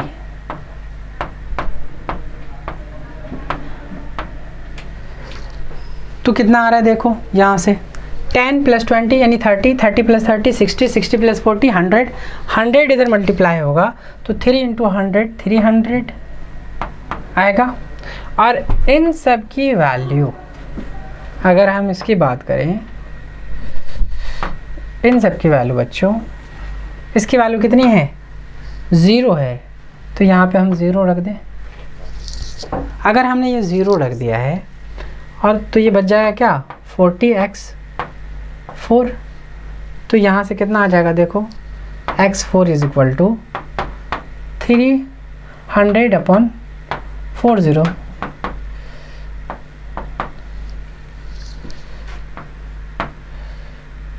ये 7.5 आ रहा है। अब सारे पार्टिकल सेम है तो सबके लिए क्या ही आएगा? B4 बॉम्बे आ जाएगा। 7.5 7.5 7.5। तो ये था क्वेश्चन नंबर 24। अब देखते हैं क्वेश्चन नंबर 25। 25 में कह रहा है potential energy of a certain spring. Potential मतलब गतिज ऊर्जा क्या कह रहा है? कितना है? जब s डिस्टेंस होता है उसके लिए 10 जूल है। तो बच्चों पोटेंशियल एनर्जी का फॉर्मूला क्या होता है? Potential energy of spring, potential energy of spring, इसको अगर हम Kp से हमने डिनोट कर दिया तो हाफ kx² होगा। और ये कह रहा है हाफ kx², x की जगह क्या है? s, हाफ ks² की वैल्यू कितनी है? 10। अब कह रहा है आगे the amount of work that must be done on this spring to stretch through an additional s। पहले s था फिर s करेंगे तो टोटल कितना हो गया? 2s। तो न्यू कितना हो गया? 2s के लिए 1/2 k, s की जगह 2s। तो 2s का स्क्वायर कर देंगे तो कितना आएगा? 1/2 ks²। और ये 2 की जगह यहाँ 4 आ जाएगा, और इसकी वैल्यू कितनी है 10, तो यहाँ से हमने ले लिया 10, तो 10 × 4 यानी ये आ गया 40। ये 40 क्या है, टोटल है, हमें चाहिए एडिशनल वाले का, तो 40 में से जो पहले वाला था वो माइनस कर देंगे, तो हमारा एडिशनल वाला कितना आ जाएगा, 40 - 10 कर देंगे तो 30 आ जाएगा, यानी एडिशनल कितना है 30। ठीक है, क्या आ गया इसका आंसर 30। तो ये था A4 इलाहाबाद। इसी के साथ बच्चों आपका मॉडल पेपर कंप्लीट हुआ। Thank you so much. Hey dear student, good evening. This is Parmanand Tiwari and welcome back again our YouTube channel MKC classes। बच्चों आज मैं लाया हूँ आपके लिए एयर फोर्स का इंपॉर्टेंट क्वेश्चन जो आपके एग्जाम में आ रहा है, 25 क्वेश्चन बैक टू बैक, जिसका शॉर्टकट और कॉन्सेप्ट दोनों डिस्कस करूँगा। तो बच्चों इस पर वीडियो को देखो और ज़्यादा से ज़्यादा लोगों तक शेयर भी करो और पहुँचाओ। और हमारे ऐप पर एडमिशन भी चल रहा ऑनलाइन क्लास के लिए, जो लड़के घर से नहीं पढ़ पा रहे हैं, जो आके कोचिंग नहीं पढ़ पा रहे हैं, वो आके यहाँ एडमिशन ले सकते हैं। तो let's come on the topic को स्टार्ट करते हैं। समय को बर्बाद करने से पहले ही स्टार्ट कर लिया जाए। पहला क्वेश्चन क्या है, देखिए पहला क्वेश्चन आप लोगों के सामने दिया गया है कि a number is binary system. एक नंबर है जो बाइनरी नंबर सिस्टम में दिया गया है, it is equal to which one of the following numbers in decimal number system. देखिए बाइनरी नंबर को डेसिमल नंबर सिस्टम में कन्वर्ट करना है, तो प्रोसेस तो आप बाइनरी नंबर को डेसिमल नंबर में कन्वर्ट करके करना तो जानते हैं, लेकिन मैं आपको यहाँ सीधे एक शॉर्टकट कॉन्सेप्ट बताता हूँ। आप 2 की पावर में पहले बाइनरी नंबर लिख लीजिए। मैं यहाँ पर रेड कलर ले लेता हूँ जिससे आपको दिखे, ठीक है। हिंदी में भी दिया है, देखिए उसी चीज़ को हिंदी में भी एक्सप्लेन किया गया है। द्विधारी पद्धति में एक संख्या है, द्विधारी मतलब बाइनरी नंबर को द्विधारी नंबर बोलते हैं, उसको डेसिमल नंबर में कन्वर्ट करना है। तो जरा देखिए डेसिमल नंबर में कैसे कन्वर्ट किया जाएगा। आप 248421 एक मेथड मैं आपको बता रहा हूँ, 8421 मेथड, इससे बाइनरी नंबर को डेसिमल नंबर में आप डायरेक्टली कन्वर्ट कर सकते हैं। या 2 का मल्टीपल, ध्यान दीजिए यहाँ पे 2 की पावर 0 है, यहाँ पे 2 की पावर 1 है, ये 2 की पावर 2 है, 2 की पावर 3 है, तो अगला 2 की पावर 4 होगा, अगला 2 की पावर 5 होगा। मतलब 2 के मल्टीपल में, पावर के मल्टीपल में, तो 2 की पावर 4 16, 2 की पावर 32, कुछ ऐसे नंबर लिखना है। उसी के नीचे बाइनरी नंबर को लिखिए और ऐड कर दीजिए, आंसर आपको मिल जाएगा। 2 की पावर के मल्टीपल में लिखना है। देखिए शॉर्टकट मैं आपके सामने लिख दिया हूँ। नंबर मेरा फिर से रिमूव हो गया बच्चों, 1 मिनट मैं फिर से लिख रहा हूँ, जस्ट वेट। क्या मैंने कहा, आप 2 के नंबर लेफ्ट हैंड साइड से 2 की पावर के टर्म्स में नंबर को लिखिए। तो पहला वाला 2 की पावर 0 का मतलब वैल्यू 1, 2 की पावर 2 की वैल्यू 2 की पावर 0 की वैल्यू 1, 2 की पावर 1 की वैल्यू 2, 2 की पावर 2 की वैल्यू 4, 2 की पावर 2 की वैल्यू क्या होती है 4 होती है, ठीक है। तो यहाँ पे इसको लिखना है आपको 4, ठीक। यहाँ पर देखिए आप इसको लिखेंगे 4, फिर लिखेंगे आप 2 की पावर 3 8, फिर लिखेंगे 2 की पावर 4 16, फिर लिखेंगे आप 32। देखिए इसके नीचे जितने भी नंबर हैं लेफ्ट से राइट की तरफ लिखना शुरू करिए। तो मैं ब्लैक कलर से लिखना शुरू करता हूँ। देखिए क्या है, आपका नंबर गिवन है 11 11 1 1 0 0 0 1, क्लियर। अब इस नंबर को ऐड कर दीजिए, जहाँ 1 आया है वहाँ ऐड कर दीजिए, रेस्ट आपको छोड़ दीजिए। तो यहाँ पर देखिए इसे 32 और 16, 32 के नीचे 1 आया, 32 + 16 + 1 आपको दिख रहा होगा, 6 2 8 1 9 3 1 4 49। Answer is exactly 49। I hope कि आपको समझ में आया होगा, क्लियर हो गया बच्चों। देखिए फिर से देख लीजिए क्या करना है। 2 की पावर में इंक्रीजिंग ऑर्डर में लेफ्ट से राइट की तरफ आप नंबर्स को कोडिंग कर लीजिए। उसके नीचे जहां 1 आया है बाइनरी नंबर में उसको ऐड कर लीजिए, जहां पे 0 आया छूट गया। जैसे आपसे फिर से देखिए मैं इसको रिमूव कर रहा हूं, इसका स्क्रीनशॉट ले लीजिए। मैं इसको रिमूव कर रहा हूं, जैसे मैंने कहा भाई कि 1 1 0 1 को बाइनरी का बेस 2 होता है, बाइनरी से डेसिमल में कन्वर्ट करिए। तो बाइनरी से डेसिमल में कन्वर्ट करेंगे, ऐसे लिखा जा सकता है कि यहाँ पे x है और 10, तो इसकी वैल्यू बताइए। तो बाइनरी से डेसिमल में जब कन्वर्ट करेंगे, कुछ नहीं 2 के मल्टीपल में लिख डालिए नंबर, 4 डिजिट है, 4 में काम चल जाएगा, 8421। इसके नीचे रेड कलर से मैं लिख रहा हूँ, ध्यान से सुनिए। 8 के नीचे 1, 4 के नीचे 1, 0 के नीचे 2 के नीचे 0, 1 के नीचे 1। अब जहाँ जहाँ 1 आया उस नंबर को ऐड कर लीजिए, आपका डेसिमल नंबर मिल जाएगा। 8 4 12 और 1 13, तो यानी x की वैल्यू क्या आ जाएगी 13। उम्मीद करता हूँ समझ गए होंगे। Take the screenshot of this. Now I am going to the next question. उम्मीद करता हूँ कि आपको समझ में आ गया होगा बच्चों। अगर प्रॉब्लम हो तो फिर से आप एक कमेंट कर सकते हैं, ठीक है। क्या देख लीजिए कि जो बाइनरी नंबर है, बाइनरी नंबर जहाँ 1 आएगा उस नंबर को ऐड करना है, जहाँ पे 0 आएगा उसको छोड़ देना है। नेक्स्ट क्वेश्चन क्या है, 1 मिनट, इसको मुझे रिमूव करना पड़ेगा, ठीक है। नेक्स्ट क्वेश्चन क्या है, the radius of a circle is uniformly increasing at the rate of 3 centimetre पर सेकेंड, ठीक है। तो कहा जा रहा है कि रेडियस ऑफ सर्कल, सर्कल का रेडियस 3 सेंटीमीटर से, मान लीजिए रेडियस मैं रेड कलर से ले रहा हूँ, radius r is equal to radius increase हो रहा है। मान लीजिए सर्कल का रेडियस r है बच्चों, ये मान लीजिए सर्कल है, सर्कल का रेडियस r है और इसका एरिया पाई r स्क्वायर है, इसका एरिया पाई r स्क्वायर है। रेडियस कह रहा 3 सेंटीमीटर पर सेकंड से इंक्रीज हो रहा है, यानी D R by D T, radius rate of change of radius with respect to the time is equal to 3 centimetre पर सेकंड। तो ये D R by D T आपका 3 सेंटीमीटर पर सेकंड से इंक्रीज हो रहा है, पॉजिटिव है, इंक्रीजिंग है। तो कहा जा रहा है कि what is the change in the area, what is the rate of change in the area, area में क्या चेंज होगा व्हेन रेडियस इज 10 सेंटीमीटर। तो देखिए डिफरेंशिएशन करेंगे एरिया का टाइम के रिस्पेक्ट में, D A over D T, तो 2 आर रेडियस, सॉरी आर, देखिए जो टी है ना, टी डिपेंड कर रहा है, टी क्या है, इंडिपेंडेंट वेरिएबल है, टी एरिया के लिए भी इंडिपेंडेंट वेरिएबल है, रेडियस के लिए भी है। तो जब हम डिफरेंशिएशन करेंगे रेडियस भी टाइम पे डिपेंड कर रहा है, इसलिए वो कंसीडर होगा वेरिएबल की तरह, तो 2 पाई आर हो जाएगा। आर का डिफरेंशिएशन आर स्क्वायर का 2 पाई आर हो गया, और इनटू आर का भी टाइम के रिस्पेक्ट में करेंगे तो D R by D T, उठा के वैल्यू पुट कर दीजिए 2 इंटू, मैं ब्लैक कलर से लिख दे, दूसरे कलर से लिख दे रहा हूँ, 1 मिनट, यहाँ पे देखिए 2 इंटू पाई इंटू आर की वैल्यू क्या है, आर की वैल्यू कह रहा है व्हेन रेडियस इज 10 सेंटीमीटर बच्चों, तो यहाँ पे रेडियस 10 सेंटीमीटर रखोगे, into rate of change of radius, rate of change of radius कितना है, 3 है, तो 3 2 जा 6, 10 3 10 6 60, 60 पाई सेंटीमीटर, सेंटीमीटर स्क्वायर पर सेकेंड, क्योंकि एरिया है तो सेंटीमीटर स्क्वायर पर सेकेंड होगा। Option number D is your exactly right answer. उम्मीद करता हूँ कि समझ में आया होगा। थोड़ा सा बोर्ड अभी यूजर फ्रेंडली नहीं है, मुझसे चीज़ें स्लिप हो जाती हैं, जल्दी ही क्लियर हो जाएगा ये भी, ओके। 1 मिनट जस्ट वेट, मैं इसको रफ कर देता हूँ बेटा। हाँ, ये हो गया आपका, कह रहा है इंटीग्रेशन, इसका इंटीग्रेशन क्या होगा, तो देखिए log x का डायरेक्ट इंटीग्रेशन का फार्मूला नहीं है, इसको आप इंटीग्रेशन बाय पार्ट कर सकते हैं। तो जब इंटीग्रेशन बाई पार्ट करेंगे और 2 फंक्शन होता है तो बाई पार्ट लगता है, जब 2 फंक्शन नहीं सिंगल फंक्शन है तो क्या करेंगे, 1 को सेकंड कंसीडर कर लेंगे, सेकंड फंक्शन 1 इज कंसीडर है सेकंड फंक्शन। तो कौन सा रूल लगाएंगे, आई लेट लगाएंगे। क्यों आई लेट लगाएंगे, क्योंकि इसमें हमें पता चलेगा कि 1 को कहाँ रखेंगे। 1 हमेशा अलजेब्रिक फंक्शन की तरह काउंट होता है, क्योंकि कोई भी function F X is equal to constant है तो उसको कॉन्स्टेंट फंक्शन कहा जाएगा, कॉन्स्टेंट फंक्शन या कॉन्स्टेंट पॉलिनोमियल भी बोला जाता है पॉलिनोमियल में। तो 1 कॉन्स्टेंट है, इसलिए it is consider in algebraic function, ठीक है। तो अलजेब्रिक फंक्शन की तरह बिहेव करेगा, यानी ए लॉगरिथमिक के बाद आया, लॉग के बाद आया है, इसलिए 1 को कंसीडर करेंगे सेकंड फंक्शन।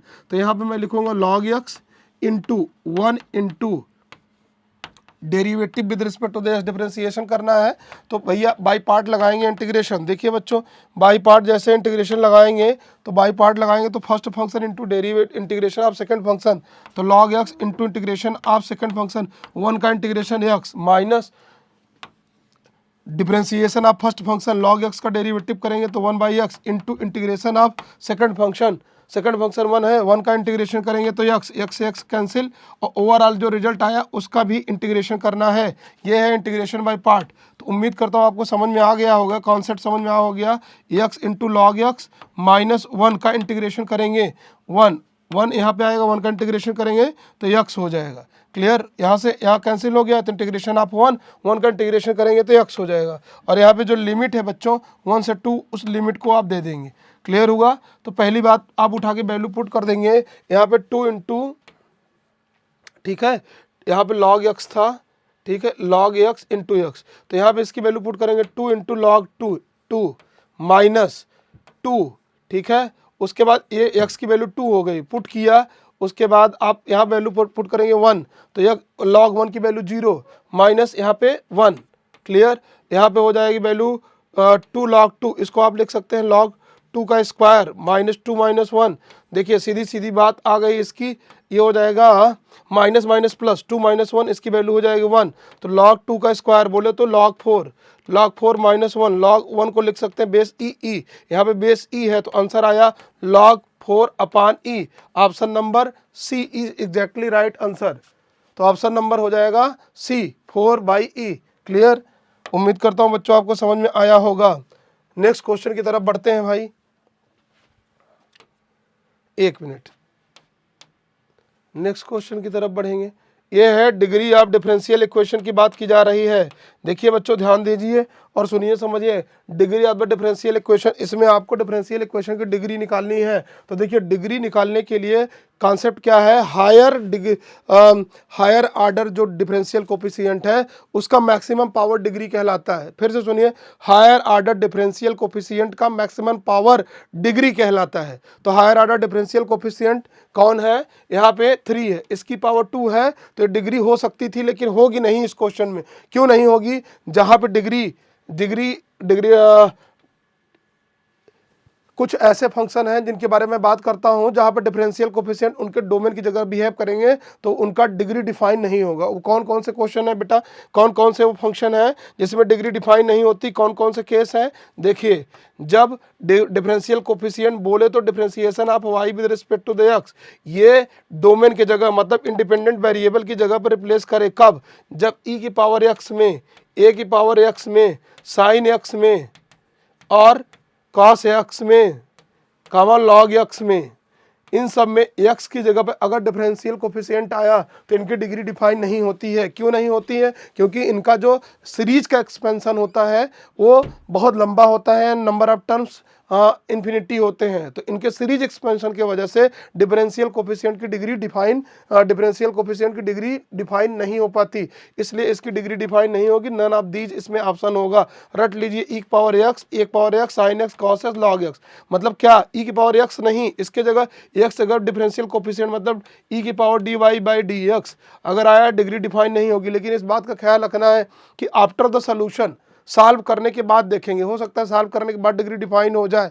समझिए यहाँ पर जैसे मैंने कहा लॉग ऑफ बेस कुछ भी हो और यहाँ डिफरेंशियल कोफिशिएंट आया तो इस पूरे डिफरेंशियल इक्वेशन में कहीं भी दिखा तो डिग्री डिफाइन नहीं होगी। मैं एक बार और एक्सप्लेन करता हूँ इसका थोड़ा सा हायर कॉन्सेप्ट की सॉल्व करने के बाद चेक करेंगे। मतलब पता चला जैसे y is equal to e की power differential equation d y by d x है, क्लियर। अब यहाँ पर टेकिंग लॉग बोथ साइड कर दिया जाए, आपसे कहा जाए टेकिंग लॉग बोथ साइड, और यहाँ पे आपने देखा कहा कि सर डिग्री डिफाइन नहीं होगी। तो देखिए जरा आफ्टर द सोल्यूशन की मैं बात कर रहा हूँ, टेकिंग लॉग बोथ साइड करेंगे तो log y is equal to log of base e, degree में डिफरेंशियल e की power differential coefficient d y by d x. अब लॉग की प्रॉपर्टी होती है इस साइड हो जाएगा, जब इस साइड आ जाएगा तो देखिए log of y is equal to differential coefficient, हाँ, और into log of base e, और पहले e था इसकी वैल्यू हो गई 1।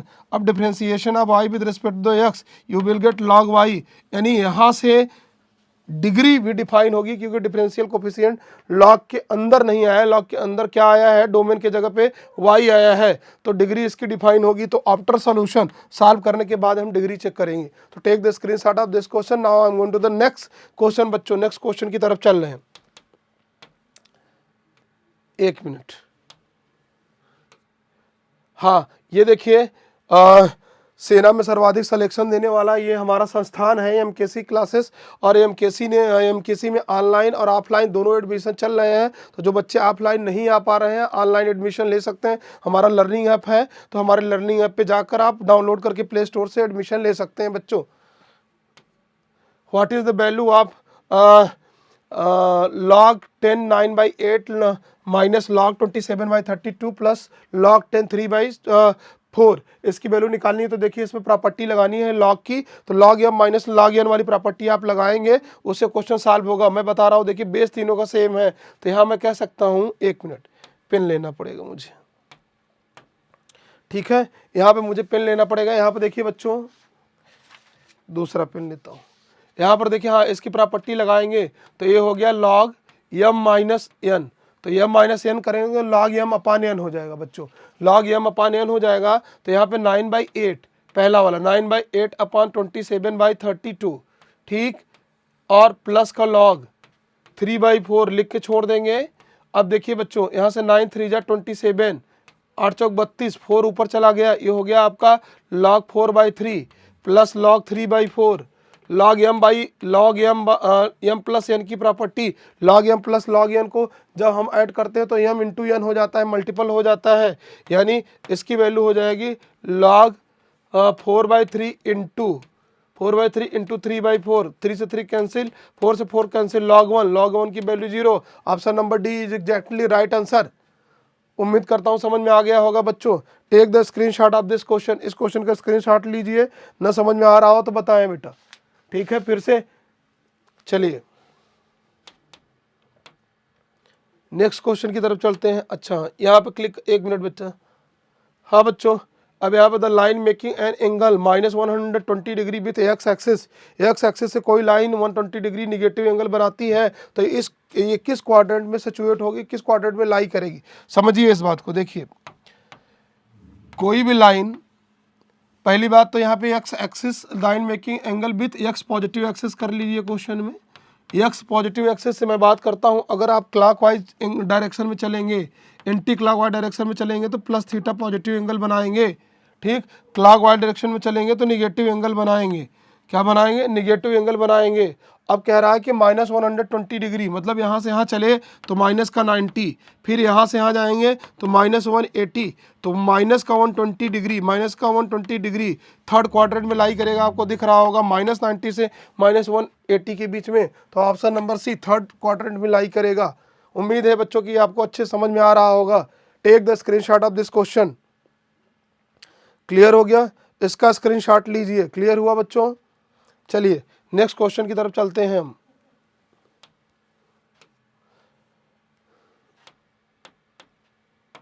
देखिए इसमें परम्यूटेशन का क्वेश्चन है। ये कहा जा रहा है कि अगर 15PR-1 रेशियो मतलब डिवाइडेड बाई 16PR-2 की वैल्यू 3/4 है, तो R की वैल्यू क्या होगी? 14 होगा। इसका मैं आंसर डायरेक्टली आपको बता रहा हूँ। देखिए कुछ करना नहीं है। 15PR- मतलब फैक्टोरियल 5, 15 कलर में बदल देता हूँ जिससे चीज़ें क्लियर हो। देखिए मैं आपके सामने फार्मूला लिख दे रहा हूँ, NPR फैक्टोरियल n अपान फैक्टोरियल n माइनस R। ये फार्मूला होता है परमुटेशन का। तो परमुटेशन का फार्मूला यूज़ करेंगे तो यहाँ पे लिखेंगे R की जगह पे R-1 है, R की जगह पे R-1 है बच्चों। यहाँ पे देखो, यहाँ पे 15, थोड़ा जगह बनाता हूँ, इसका स्क्रीनशॉट ले लो। जगह बनाता हूँ तो लिखता हूँ अच्छे से, ठीक है। यहाँ पर देखिए मैं सारी चीज़ें मिटा दिया, फिर से लिख रहा हूँ और ये आपके सामने ला रहा हूँ। 15 कलर भी बदल लेता हूँ जिससे चीज़ें क्लियर हो। 15 फैक्टोरियल अपान फैक्टोरियल R 15 माइनस R, और माइनस माइनस करेंगे तो ये प्लस हो जाएगा factorial, divided by 16 factorial. Similarly जब माइनस करेंगे तो 16 माइनस, और यहाँ पे R करेंगे तो माइनस का R, माइनस माइनस का +2। सीधे सीधे मैं लिख देता हूँ इसको 18 माइनस R फैक्टोरियल, और इसको लिख देता हूँ 16 माइनस R फैक्टोरियल। तो चलिए लिख लेता हूँ, और 15 फैक्टोरियल को एज इट इज़ रहने दें, इसको 16 minus R factorial as it is रहने दें। नीचे वाली बड़ी वैल्यू है उसको ब्रेक डाउन कर देते हैं, तोड़ देते हैं, तो 16 इंटू फैक्टोरियल 15 लिख सकते हैं 16 को, डिवाइडेड बाई 18 माइनस का 2 फैक्टोरियल। देखिए इसको हटा के मैं सीधे सीधे रफ करके इसको और इसको पूरा मैं इसके जगह पे लिख देता हूँ बच्चों 16 + 2, 18 माइनस फैक्टोरियल 2। अब यहाँ पर देखिए 18 माइनस 2 फैक्टोरियल को जब कम करेंगे, हम लेस करेंगे, कम करेंगे बच्चों, तो 18 में से जब तोड़ना शुरू करेंगे तो पहले 18 माइनस 2 आएगा, 18 माइनस 2 नहीं है, 18 माइनस R है बच्चों। ये मिसप्रिंट हो गया, गलती से लिख गया है, मैं सही से कर रहा हूँ, इसको ध्यान दो। ये गलती से लिख गया है, ये 2 नहीं है, ये R है, ये R चल रहा है बच्चों। तो यहाँ पे देखो ये R है। क्लियर? अब देखो तो 16 यहाँ पे क्या हो जाएगा, 18 minus R into 17 minus R into 16 minus R का फैक्टोरियल। क्लियर? बराबर इज इक्वल टू 3:4 रेशियो है, 3/4 है। तो 15 से 15 फैक्टोरियल कैंसिल, 16 माइनस R से 16 माइनस R का फैक्टोरियल कैंसिल। ठीक, अब बचा क्या है, 4 यहाँ पर बेटा मैं इनसाइड का इनसाइड मल्टीप्लाई आउटसाइड का आउटसाइड, तो ये ऊपर पहुँच गया 18 minus R into 17 minus R, ये पहुँचा 18 minus R into 17 minus R divided by 16 और इज इक्वल टू 3/4। सुनो 4 4 जा 16, 18 माइनस R 17 माइनस R, 4 तिहाई 12। मैं अब यहाँ से सॉल्व करने की ज़रूरत नहीं, यहाँ से सीधे आंसर बताओगे।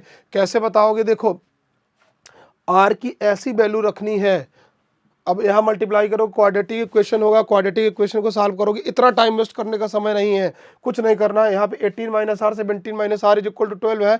आर की वैल्यू ऑप्शन में से उठा के रख के देखो कौन सा सेटिस्फाई कर रहा है। जैसे 8 रखेंगे तो 8 माइनस 8 10 हो जाएगा, और 17 माइनस 8 9 8 जा नहीं होगा, 9 72 नहीं होगा। जैसे 14 रखेंगे तो 18 माइनस 14 4 आएगा, और 17 माइनस 4 3 आएगा, 4 3 12 सेटिस्फाई करेगा, यानी option number B is exactly right answer. उम्मीद करता हूँ समझ में आया होगा। तो take the screenshot of this question. Now I am going to the next question. ठीक है, मैं नेक्स्ट क्वेश्चन की तरफ चल रहा हूँ बच्चों। ये हो गया क्वेश्चन। फ्रिक्वेंसी में भी देखिए, फ्रिक्वेंसी का जो कर्व होता है सिमेट्रिकल भी होता है, पॉजिटिव इसकी भी होता है, नेगेटिव, तो all of the above option होगा इसका। एक क्वेश्चन कहाँ चला गया, एक मिनट, पेन लेना पड़ता है इसमें। तो all of the above is exactly right answer, ये आपका एग्जैक्टली राइट आंसर होगा। नेक्स्ट क्वेश्चन की तरफ चल रहे हैं बच्चों। What is the locus of the point which is equidistant from the point 1, 2, 3? Locus and 3, 2, -1, ये 3D 3 डायमेंशनल ज्योमेट्री के क्वेश्चन है बच्चों। कहा जा रहा है कि किस पॉइंट, उस पॉइंट का लोकस बताइए आप जो इक्वल डिस्टेंस पे है इस पॉइंट से और इस पॉइंट से। तो मान लेता हूँ पॉइंट x, y, z है, क्योंकि 3D में है, 3 पॉइंट का कोऑर्डिनेट है, तो x, y, z होगा। तो दोनों के बीच में इक्वल डिस्टेंस पे है, मतलब x, ये दोनों जो पॉइंट हैं, मान लीजिए x, y, z है, यहाँ से इक्वल डिस्टेंस पे ये है 1, 2, 3, और इक्वल ही डिस्टेंस पे है 3, 2, -1। दोनों इक्वल ही डिस्टेंस पे है बच्चों, दोनों इक्वल ही डिस्टेंस पे है। अब आपको बताना है कि इसका लोकस क्या होगा। तो लोकस के लिए हम क्या करेंगे, डिस्टेंस फार्मूला से डिस्टेंस निकालेंगे। दोनों का डिस्टेंस, दोनों का इक्वल ऑलरेडी गिवन है, तो यहाँ से यहाँ का डिस्टेंस इक्वल होगा। तो आपको पता होगा फार्मूला x माइनस x1 का whole square, y2 minus y1 का whole square, z2 minus z1 का होल स्क्वायर। तो स्क्वायरिंग बोथ साइड कर देते हैं, डिस्टेंस ही अंडर रूट खत्म हो जाएगा। तो x माइनस यहाँ पे 1 का whole square plus y minus 2 का whole square plus z minus 3 का whole square is equal to यहाँ पे x माइनस 3 का whole square plus y minus 2 का whole square plus z minus plus 1 का होल स्क्वायर। जैसे ही आप सॉल्व करेंगे तो y माइनस 2 का होल स्क्वायर, y माइनस 2 का होल स्क्वायर कैंसिल आउट हो गया, ठीक है। और आपके सामने देखिए एक्स स्क्वायर यहाँ से कैंसिल आउट, हाँ। उसके बाद जेड स्क्वायर यहाँ से कैंसिल आउट, यहाँ बचेगा क्या, 1 बचेगा। A square plus B square 2ab फार्मूले से माइनस 2ab, तो माइनस 2x। यहाँ पर देखिए मैं लिख रहा हूँ बच्चों, जब इसका स्क्वायर करेंगे तो ये क्या बचेगा, एक्स स्क्वायर जो वहाँ से इसके स्क्वायर से कैंसिल आउट हो जाएगा, फिर 1 का स्क्वायर तो 1 बचेगा, माइनस 2ab यानी 2x बचेगा।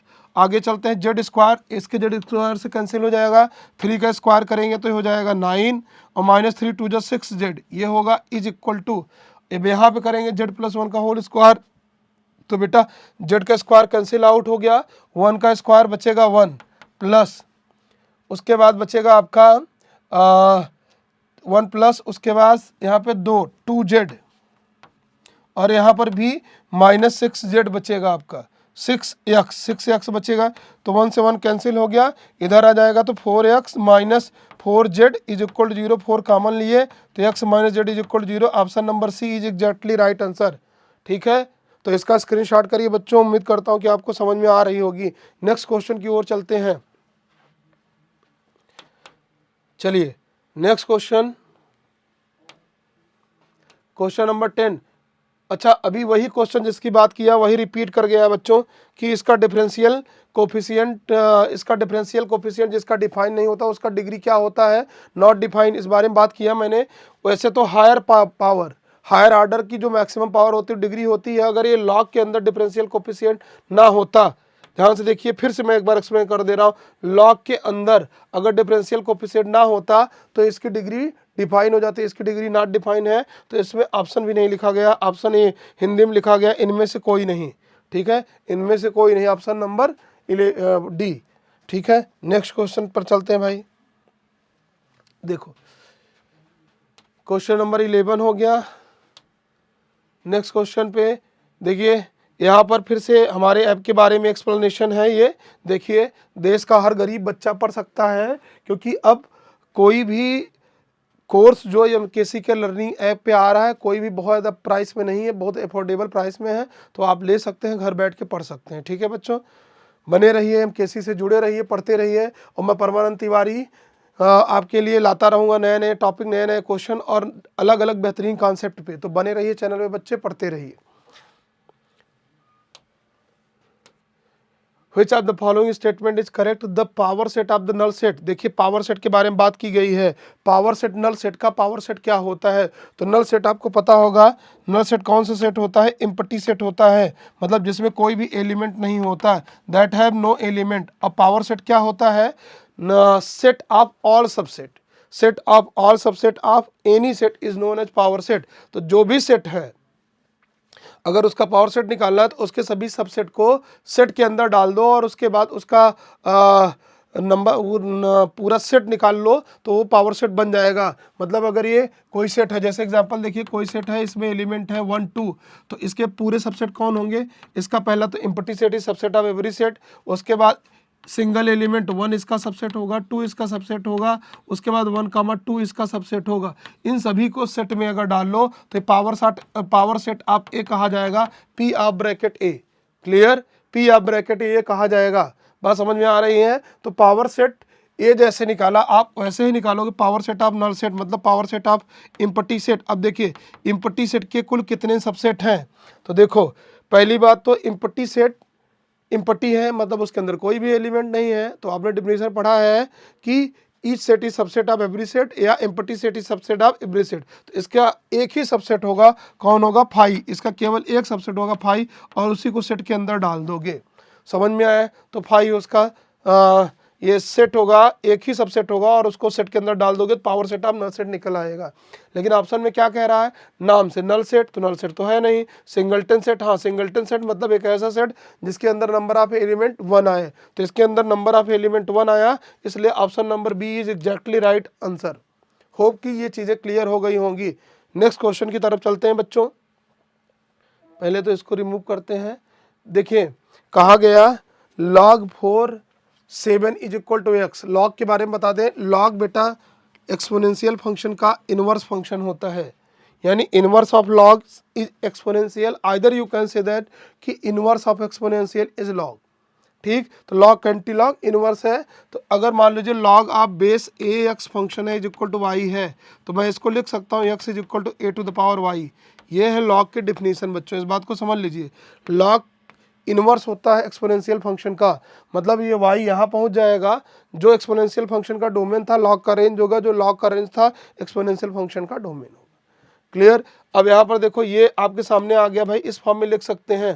तो यहाँ से मैं लिख सकता हूँ log 4 7 को, तो x की जगह पे कौन है भाई? 7 बेस a की जगह पे कौन है? 4, तो x is equal to a to the power y, यानी 4 पावर x। ये x की जगह पे क्या है? y है। ठीक है, मैं यहाँ से लिख सकता हूँ 7 इज इक्वल टू 4 की पावर x। अब क्या कह रहा है? आपको निकालना है log 7 16। तो मान लीजिए ये y है, तो मैं लिख सकता हूँ 16 is equal to 7 power y। Clear हो गया बच्चों?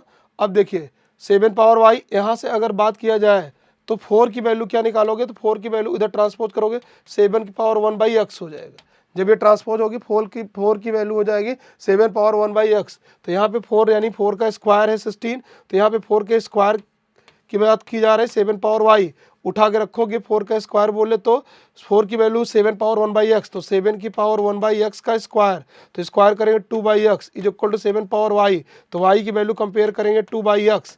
समझ में आया? तो 2/x ऑप्शन में है, 2/x ऑप्शन नंबर ए, ये आपका एग्जैक्टली राइट आंसर है।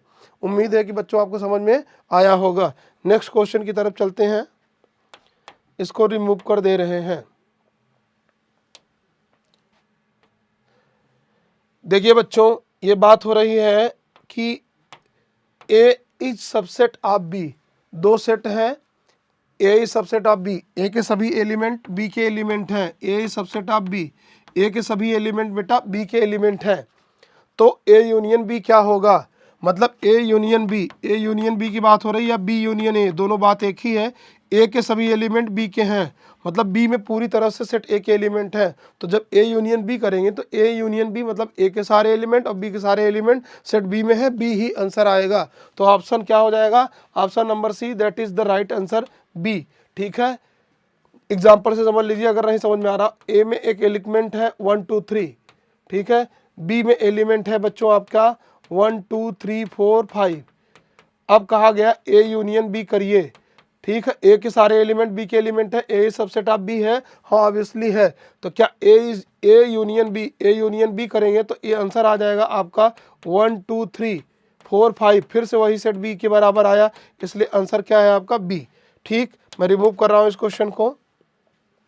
नेक्स्ट क्वेश्चन की तरफ चलते हैं। क्वेश्चन नंबर 15 देखिए, कहा गया the middle term of this expansion.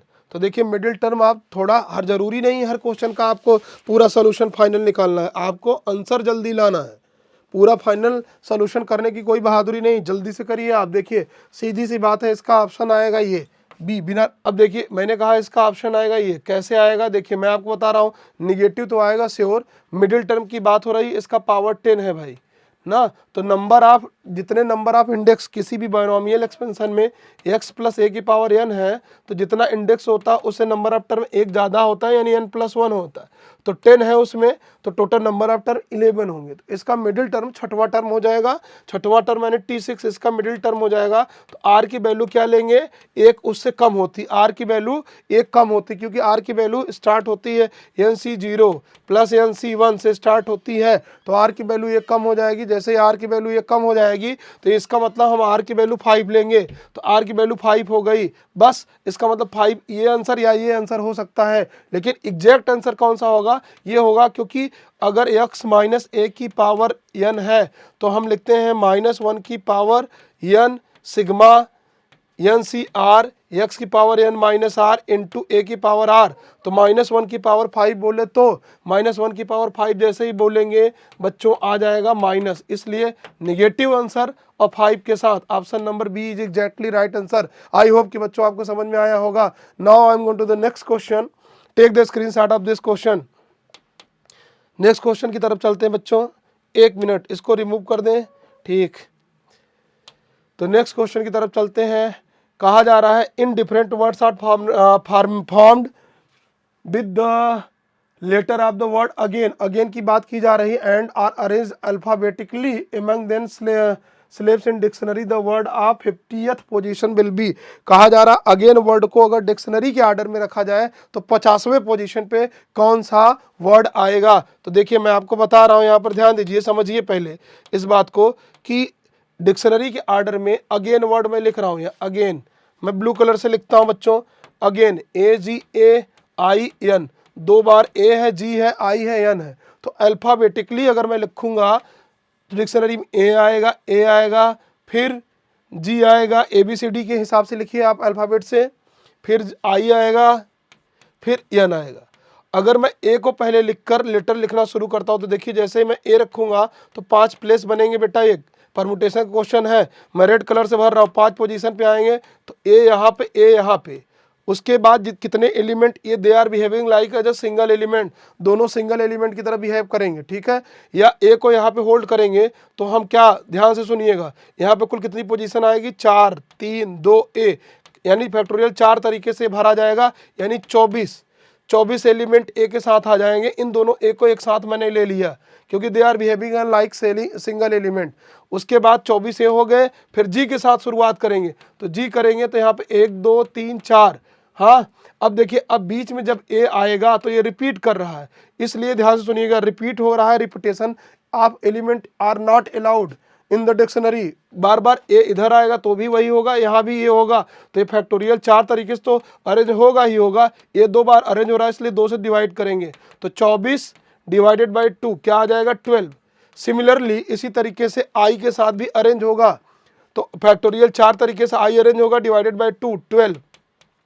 तो कुल कितनी पोजीशन हो गई, 24 12 36 12 48 पोजीशन हो गई। अब 49वां पोजीशन स्टार्ट करेगा यन से, तो यन से पोजीशन स्टार्ट करेगा, यन रहेगा डिक्शनरी में 49वां पोजीशन, यन रखेंगे, उसके बाद रखेंगे भाई ए डिक्शनरी में, फिर उसके बाद जी आएगा, फिर आई आएगा। डिक्शनरी में ABCD के हिसाब से करिए तो जी आएगा, फिर आएगा, फिर 50वां पोजीशन पे एन आएगा, ए आएगा, आई पहले हो जाएगा, जी बाद में हो जाएगा। Option number NAAIG, option number C exactly right answer. I hope कि बच्चों आपको समझ में आया होगा।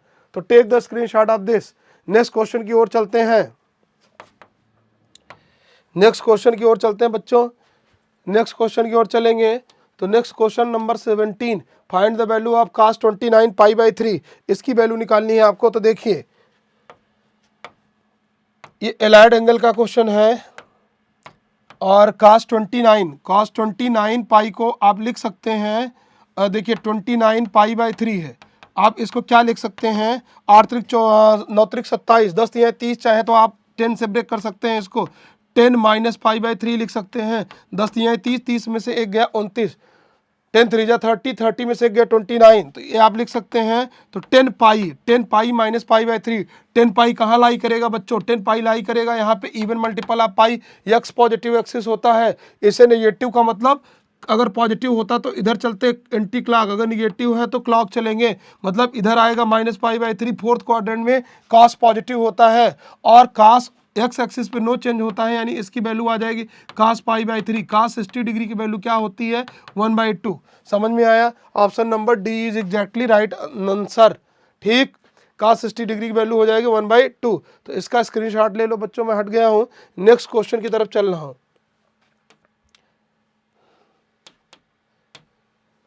How many matrices of different order can be arrange found by 36 element. भैया 36 एलिमेंट है, 36 एलिमेंट से कितने डिफरेंट एलिमेंट बनाए जा सकते हैं, कहा गया है कि कितने एलिमेंट बनाए जा सकते हैं। तो 36, सुनिए स्टार्ट तो करते हैं हम 1 से करेंगे। 36 का फैक्टर कर लिए, जितने पॉसिबल फैक्टर होंगे उतने मैट्रिसेस बनेंगे, यानी 1 × 36 हो सकता है। 1 से स्टार्ट करेंगे पहला, फिर 2 से स्टार्ट करेंगे तो 18 दूना 36 हो सकता है। 3 से स्टार्ट करेंगे तो क्या हो जाएगा, 12 × 3 = 36। ठीक, 4 से स्टार्ट करेंगे तो 9 × 4 = 36। 6 5 से होगा नहीं, 6 से 6 × 36। उसके बाद इसी का रिवर्स ऑर्डर लेगा। रिवर्स ऑर्डर मतलब फिर वापस चलेंगे तो 7 से होगा नहीं, 8 से होगा नहीं। ठीक, 9 से करेंगे तो 9 × 4 फिर से आ जाएगा, फिर 12, तो फिर 12 × 3 आ जाएगा, फिर 18 × 2 आ जाएगा, फिर 36 × 1 आ जाएगा। गिनेंगे तो इधर देखिए 4, इधर एक 5 और 4 फिर से रिपीट, तो 9। Option number D is exactly right answer. ठीक, नेक्स्ट क्वेश्चन की तरफ चलते हैं। नेक्स्ट क्वेश्चन की तरफ चलते हैं। What is the value of this. ये डिटर्मिनेंट का क्वेश्चन है बच्चों, कहा गया है इसकी वैल्यू क्या होगी। तो कुछ करना नहीं है, 0 होगी, 10 × 70, इसका मल्टीप्लाई करेंगे, -35 दूना 70, 0 हो गया। Option number B. ठीक, डिटर्मिनेंट की डिफिनीशन जान लीजिए। डिटर्मिनेंट की डिफिनीशन क्या है, देखिए बच्चों, डिटर्मिनेंट की डिफिनीशन है कि अगर डिटर्मिनेंट ABCD है तो क्रॉस मल्टीप्लाई करेंगे A × D - B × C, A × D - B × C। ठीक है, क्लियर हुआ? तो take the screenshot of this बच्चों। इसकी बात करते हैं आगे, बात करते हैं नेक्स्ट क्वेश्चन को, इसको रिमूव करते हैं, नेक्स्ट क्वेश्चन की तरफ चलते हैं। ठीक है, ये देखिए अभी 25% डिस्काउंट चल रहा है MKC ऐप पे बच्चों, तो आप एडमिशन ले सकते हैं। पब्लिकेशन इसके MKC की बुक पर भी, ये सारी बुकें हैं यहाँ पे लिखी गई हैं बच्चों। ठीक है, तो MKC ऐप पर भी आप पढ़ सकते हैं, वहाँ भी डिस्काउंट चल रहा है। बुक भी 25% डिस्काउंट में सेल हो रही है, तो आप बुक भी खरीद सकते हैं। बने रहिए MKC, जुड़े रहिए, पढ़ते रहिए, मुस्कुराते रहिए। ठीक है, एडजॉइंट A × एक मैट्रिक्स है 2 × 2 का, उसमें एडजॉइंट A के साथ मल्टीप्लाई किया गया है। पहले देखिए 2 × 2 का एडजॉइंट कैसे निकालते हैं भाई, कुछ नहीं, इन दोनों को इंटरचेंज कर देंगे, इनको माइनस करेंगे तो एडजॉइंट ऑफ A, इसको फाइनली आप लगाइएगा, मैं छोड़ दूंगा। यहाँ पर देखिए 4 और इसको इंटरचेंज करेंगे, 4 इधर 3 इधर, और इन दोनों को चेंज नहीं करेंगे, माइनस मल्टीप्लाई करेंगे, तो ये एडजॉइंट ऑफ A आया। ठीक, और A के साथ मल्टीप्लाई करना, मतलब A मैट्रिक्स कौन है, यही मैट्रिक्स है, मैं एडजॉइंट A के साथ मल्टीप्लाई कर रहा हूँ इसको। ठीक है, तो इसको हटाया, एडजॉइंट के साथ मल्टीप्लाई करेंगे, एडजॉइंट के साथ मल्टीप्लाई करेंगे मैट्रिक्स A को, तो मैट्रिक्स A की वैल्यू 3 2 1 4 है। तो rho into column wise multiplication करते हैं बच्चों। इसको मल्टीप्लाई करें इसके साथ तो 4 3 12, 2 1 का 2 चला गया बेटा 10, 12 में से 2 चला गया 10।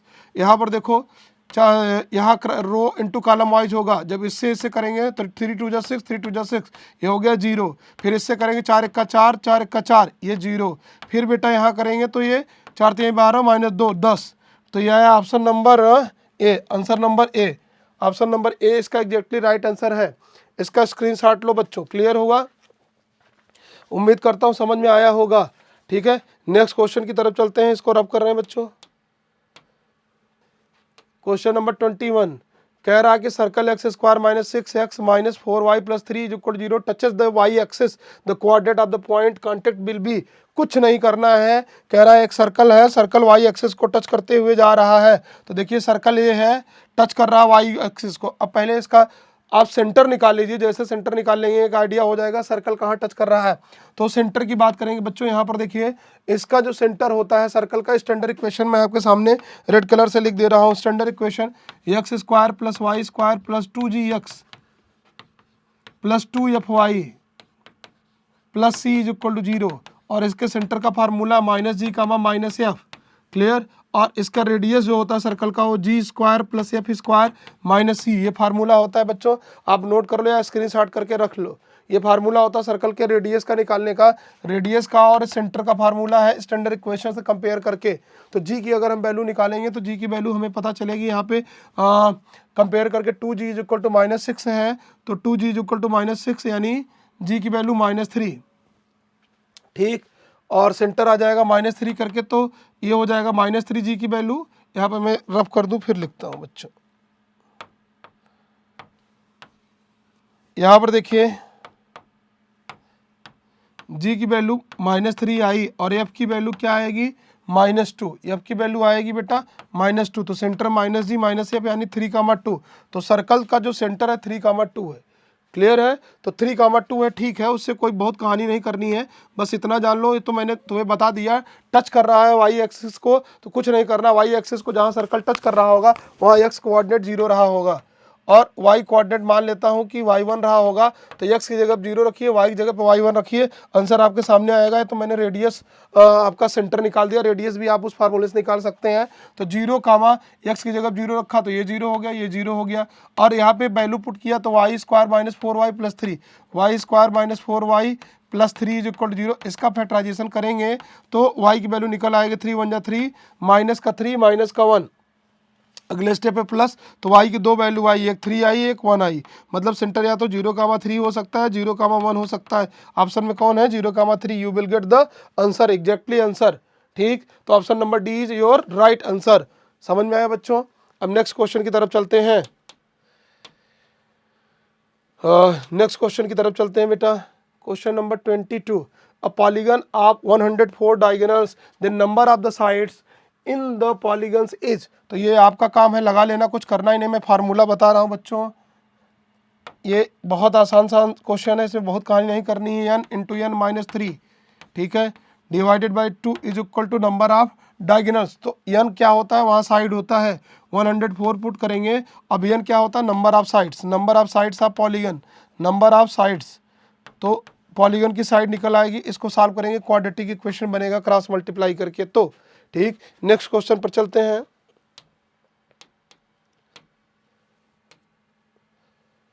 बच्चों क्वेश्चन नंबर 23, ठीक है, इसका आंसर 1 आएगा बच्चों। इसमें देखिए मैं आपको बता रहा हूँ लॉ की प्रॉपर्टी पे बेस्ड क्वेश्चन है, इसको हम कैसे करेंगे सॉल्व, मैं एक हिंट दे रहा हूँ, आप जल्दी से कर लेंगे। इसका आंसर 1 आएगा, एग्जैक्टली इसका राइट आंसर 1 होगा। करना क्या है आपको, यहाँ पे इक्वल टू एक कांस्टेंट रखना है, यहाँ पे एक कांस्टेंट रखना है k, और जैसे मैं log x की बात करूँ, कांस्टेंट k लिया तो k इंटू इन सब के इक्वल k लिया तो k इंटू बी माइनस सी हो जाएगा। उसके बाद लॉग की प्रॉपर्टी बेस ई है, आपको पता है कि x is equal to base की पावर e की पावर, या बेस a ले लिया तो a की power k into B minus C. Similarly y की वैल्यू आ जाएगी k into C minus a, ठीक है। z की वैल्यू आ जाएगी k into a minus B. उठा के इन सारी वैल्यू को पुट करोगे, you will get answer is 1। समझ में आया। नेक्स्ट क्वेश्चन की तरफ चलते हैं बच्चों, जल्दी लगाना ही तुम्हारा काम है, ज़्यादा समय वेस्ट करना नहीं है एग्जाम में, ठीक है। क्वेश्चन नंबर 24, एक्सपेंशन, एक्सपेंशन की बात कर रहा, बायनोमियल एक्सपेंशन है, कह रहा है कि एक्सपेंशन है जिसमें ratio of 10th term to 11th term. देखिए 10th टर्म की बात की गई बायनोमियल एक्सपेंशन में, मैं कलर रेड ले लेता हूँ, तो 10th T10 है, तो R की वैल्यू इससे कम होगी, R की वैल्यू यानी R की वैल्यू 9 होगी, क्लियर। और T11 टर्म 11 की बात किया जा रहा है, तो इसमें R की वैल्यू 10 होगी, यानी हम बायनोमियल एक्सपेंशन करते हैं बच्चों। यहाँ पर देखिए मैं लिख रहा हूँ NCR मतलब 10C9 अपान, ध्यान से सुनिएगा, पूरा पहले रफ कर देता हूँ, ठीक है। यहाँ पे इस साइड से लिख रहा हूँ, देखिए हमें निकालना है 10th टर्म, तो 10th टर्म से 11 टर्म का रेशियो, तो 10C9 10th टर्म, ठीक, इनटू x की पावर, जो यहाँ पर बायनोमियल मैं फार्मूला लिख दे रहा हूँ, x प्लस a की पावर n बच्चों, और इसका फार्मूला होता है n टर्म या r टर्म का फार्मूला होता है n। अगर n टर्म निकालना है इसमें से या कोई r टर्म निकालना है, कोई भी वैल्यू निकालनी है, तो एक कम कर देते हैं नंबर ऑफ टर्म, क्योंकि इंडेक्स से एक ज़्यादा होता है, ठीक है। इंडेक्स से नंबर ऑफ टर्म एक ज़्यादा होता है बच्चों, इस बात को समझ लो। तो करेंगे क्या हम, यहाँ पे T9 की बात कर रहे थे ना, हाँ T10, तो यहाँ पर अगर हम R वाला टर्म निकालेंगे तो फार्मूला होगा NCR x की power n minus r into a की पावर r, जब x प्लस a की पावर n एक्सपेंशन होगा तब बायनोमियल एक्सपेंशन में। तो यहाँ पे x की जगह पे कौन है, यहाँ पे x की जगह पे कौन है भाई, x की जगह पे 2 है, तो 10C9 इंटू 2 की पावर n माइनस r, यानी 20 माइनस r की वैल्यू 9 11 इंटू x की जगह पे a की जगह पे -3, तो -3x क्यूब, ठीक है, या माइनस को बाहर भी ले सकते थे, -3x की क्यूब, और r की जगह कौन है 9 डिवाइडेड बाई 10C 20, सॉरी 10 नहीं 20 है, 20C कौन सा टर्म 11 टर्म में r की वैल्यू 10 हो जाएगी, 2 की पावर, ठीक है, n माइनस r, तो क्या हो जाएगा n माइनस r, तो यहाँ पे 10 हो जाएगा, तो ये हो जाएगा 10 इंटू -3x क्यूब की पावर 9, और यहाँ पे क्या था 10, क्लियर। यहाँ पर देखिए 2 पावर 11 से 2 पावर 10 कैंसिल, यहाँ केवल 2 बचेगा। 20C9 से 20C10 को आप कैंसिल कर सकते हैं, फैक्टोरियल 10 अपान फैक्टोरियल 9 और फैक्टोरियल 20 माइनस 9, तो फैक्टोरियल 11 अपान फैक्टोरियल 20 अपान फैक्टोरियल 10, और 10 माइनस 10 फैक्टोरियल कैंसिल आउट, और यहाँ से 20 से 20 फैक्टोरियल कैंसिल, 9 फैक्टोरियल 10 इंटू 9 से आप कैंसिल कर सकते हैं, हाँ। और ये पूरा कैलकुलेशन करने के बाद आपको इसके इक्वल लिखना है 45/22, और एक कमेंट बॉक्स में आंसर करिए, मैं इसको कंप्लीट नहीं कर रहा हूँ क्योंकि अब बस कैलकुलेशन ही कैलकुलेशन रह गया, तो ये क्वेश्चन आपके लिए कमेंट बॉक्स में मैं छोड़ रहा हूँ, ठीक है। नेक्स्ट क्वेश्चन पे चल रहा हूँ बच्चों, ध्यान से सुनो और समझो क्या कह रहा है। Last question, x square plus Y square minus 6x plus 2y minus 7 0 cuts and intercept on x axis, ठीक है बच्चों, एक्स एक्सिस पे कट कर रहा है, इसका इंटरसेप्ट, तो लेंथ क्या निकालना है, इंटरसेप्ट की लेंथ निकालनी है। इसका फार्मूला होता है बेटा 2g स्क्वायर, स्टैंडर्ड इक्वेशन से कंपेयर करेंगे, 2g स्क्वायर माइनस c, ठीक है, ये होता है लेंथ ऑफ इंटरसेप्ट। अगर एक्स एक्सिस से कट कर रहा है तो क्या होगा, तो ये formula 2g square minus c, g की वैल्यू आप निकाल सकते हैं किससे, ऑन द कंपेयर, कंपेयर करने के बाद किससे कंपेयर करेंगे, स्टैंडर्ड फार्मूला।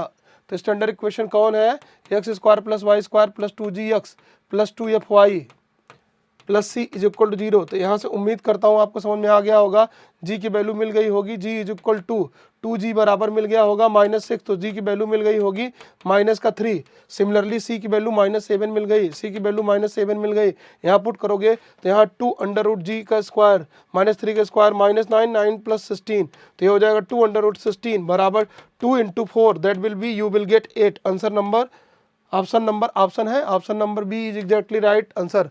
उम्मीद करता हूं बच्चों कि आपको समझ में आ गया होगा ये 2500 क्वेश्चन। तो आज के लिए बस इतना ही बच्चों, पढ़ते रहो, मुस्कुराते रहो, बने रहो चैनल पे, तब तक के लिए जय हिंद।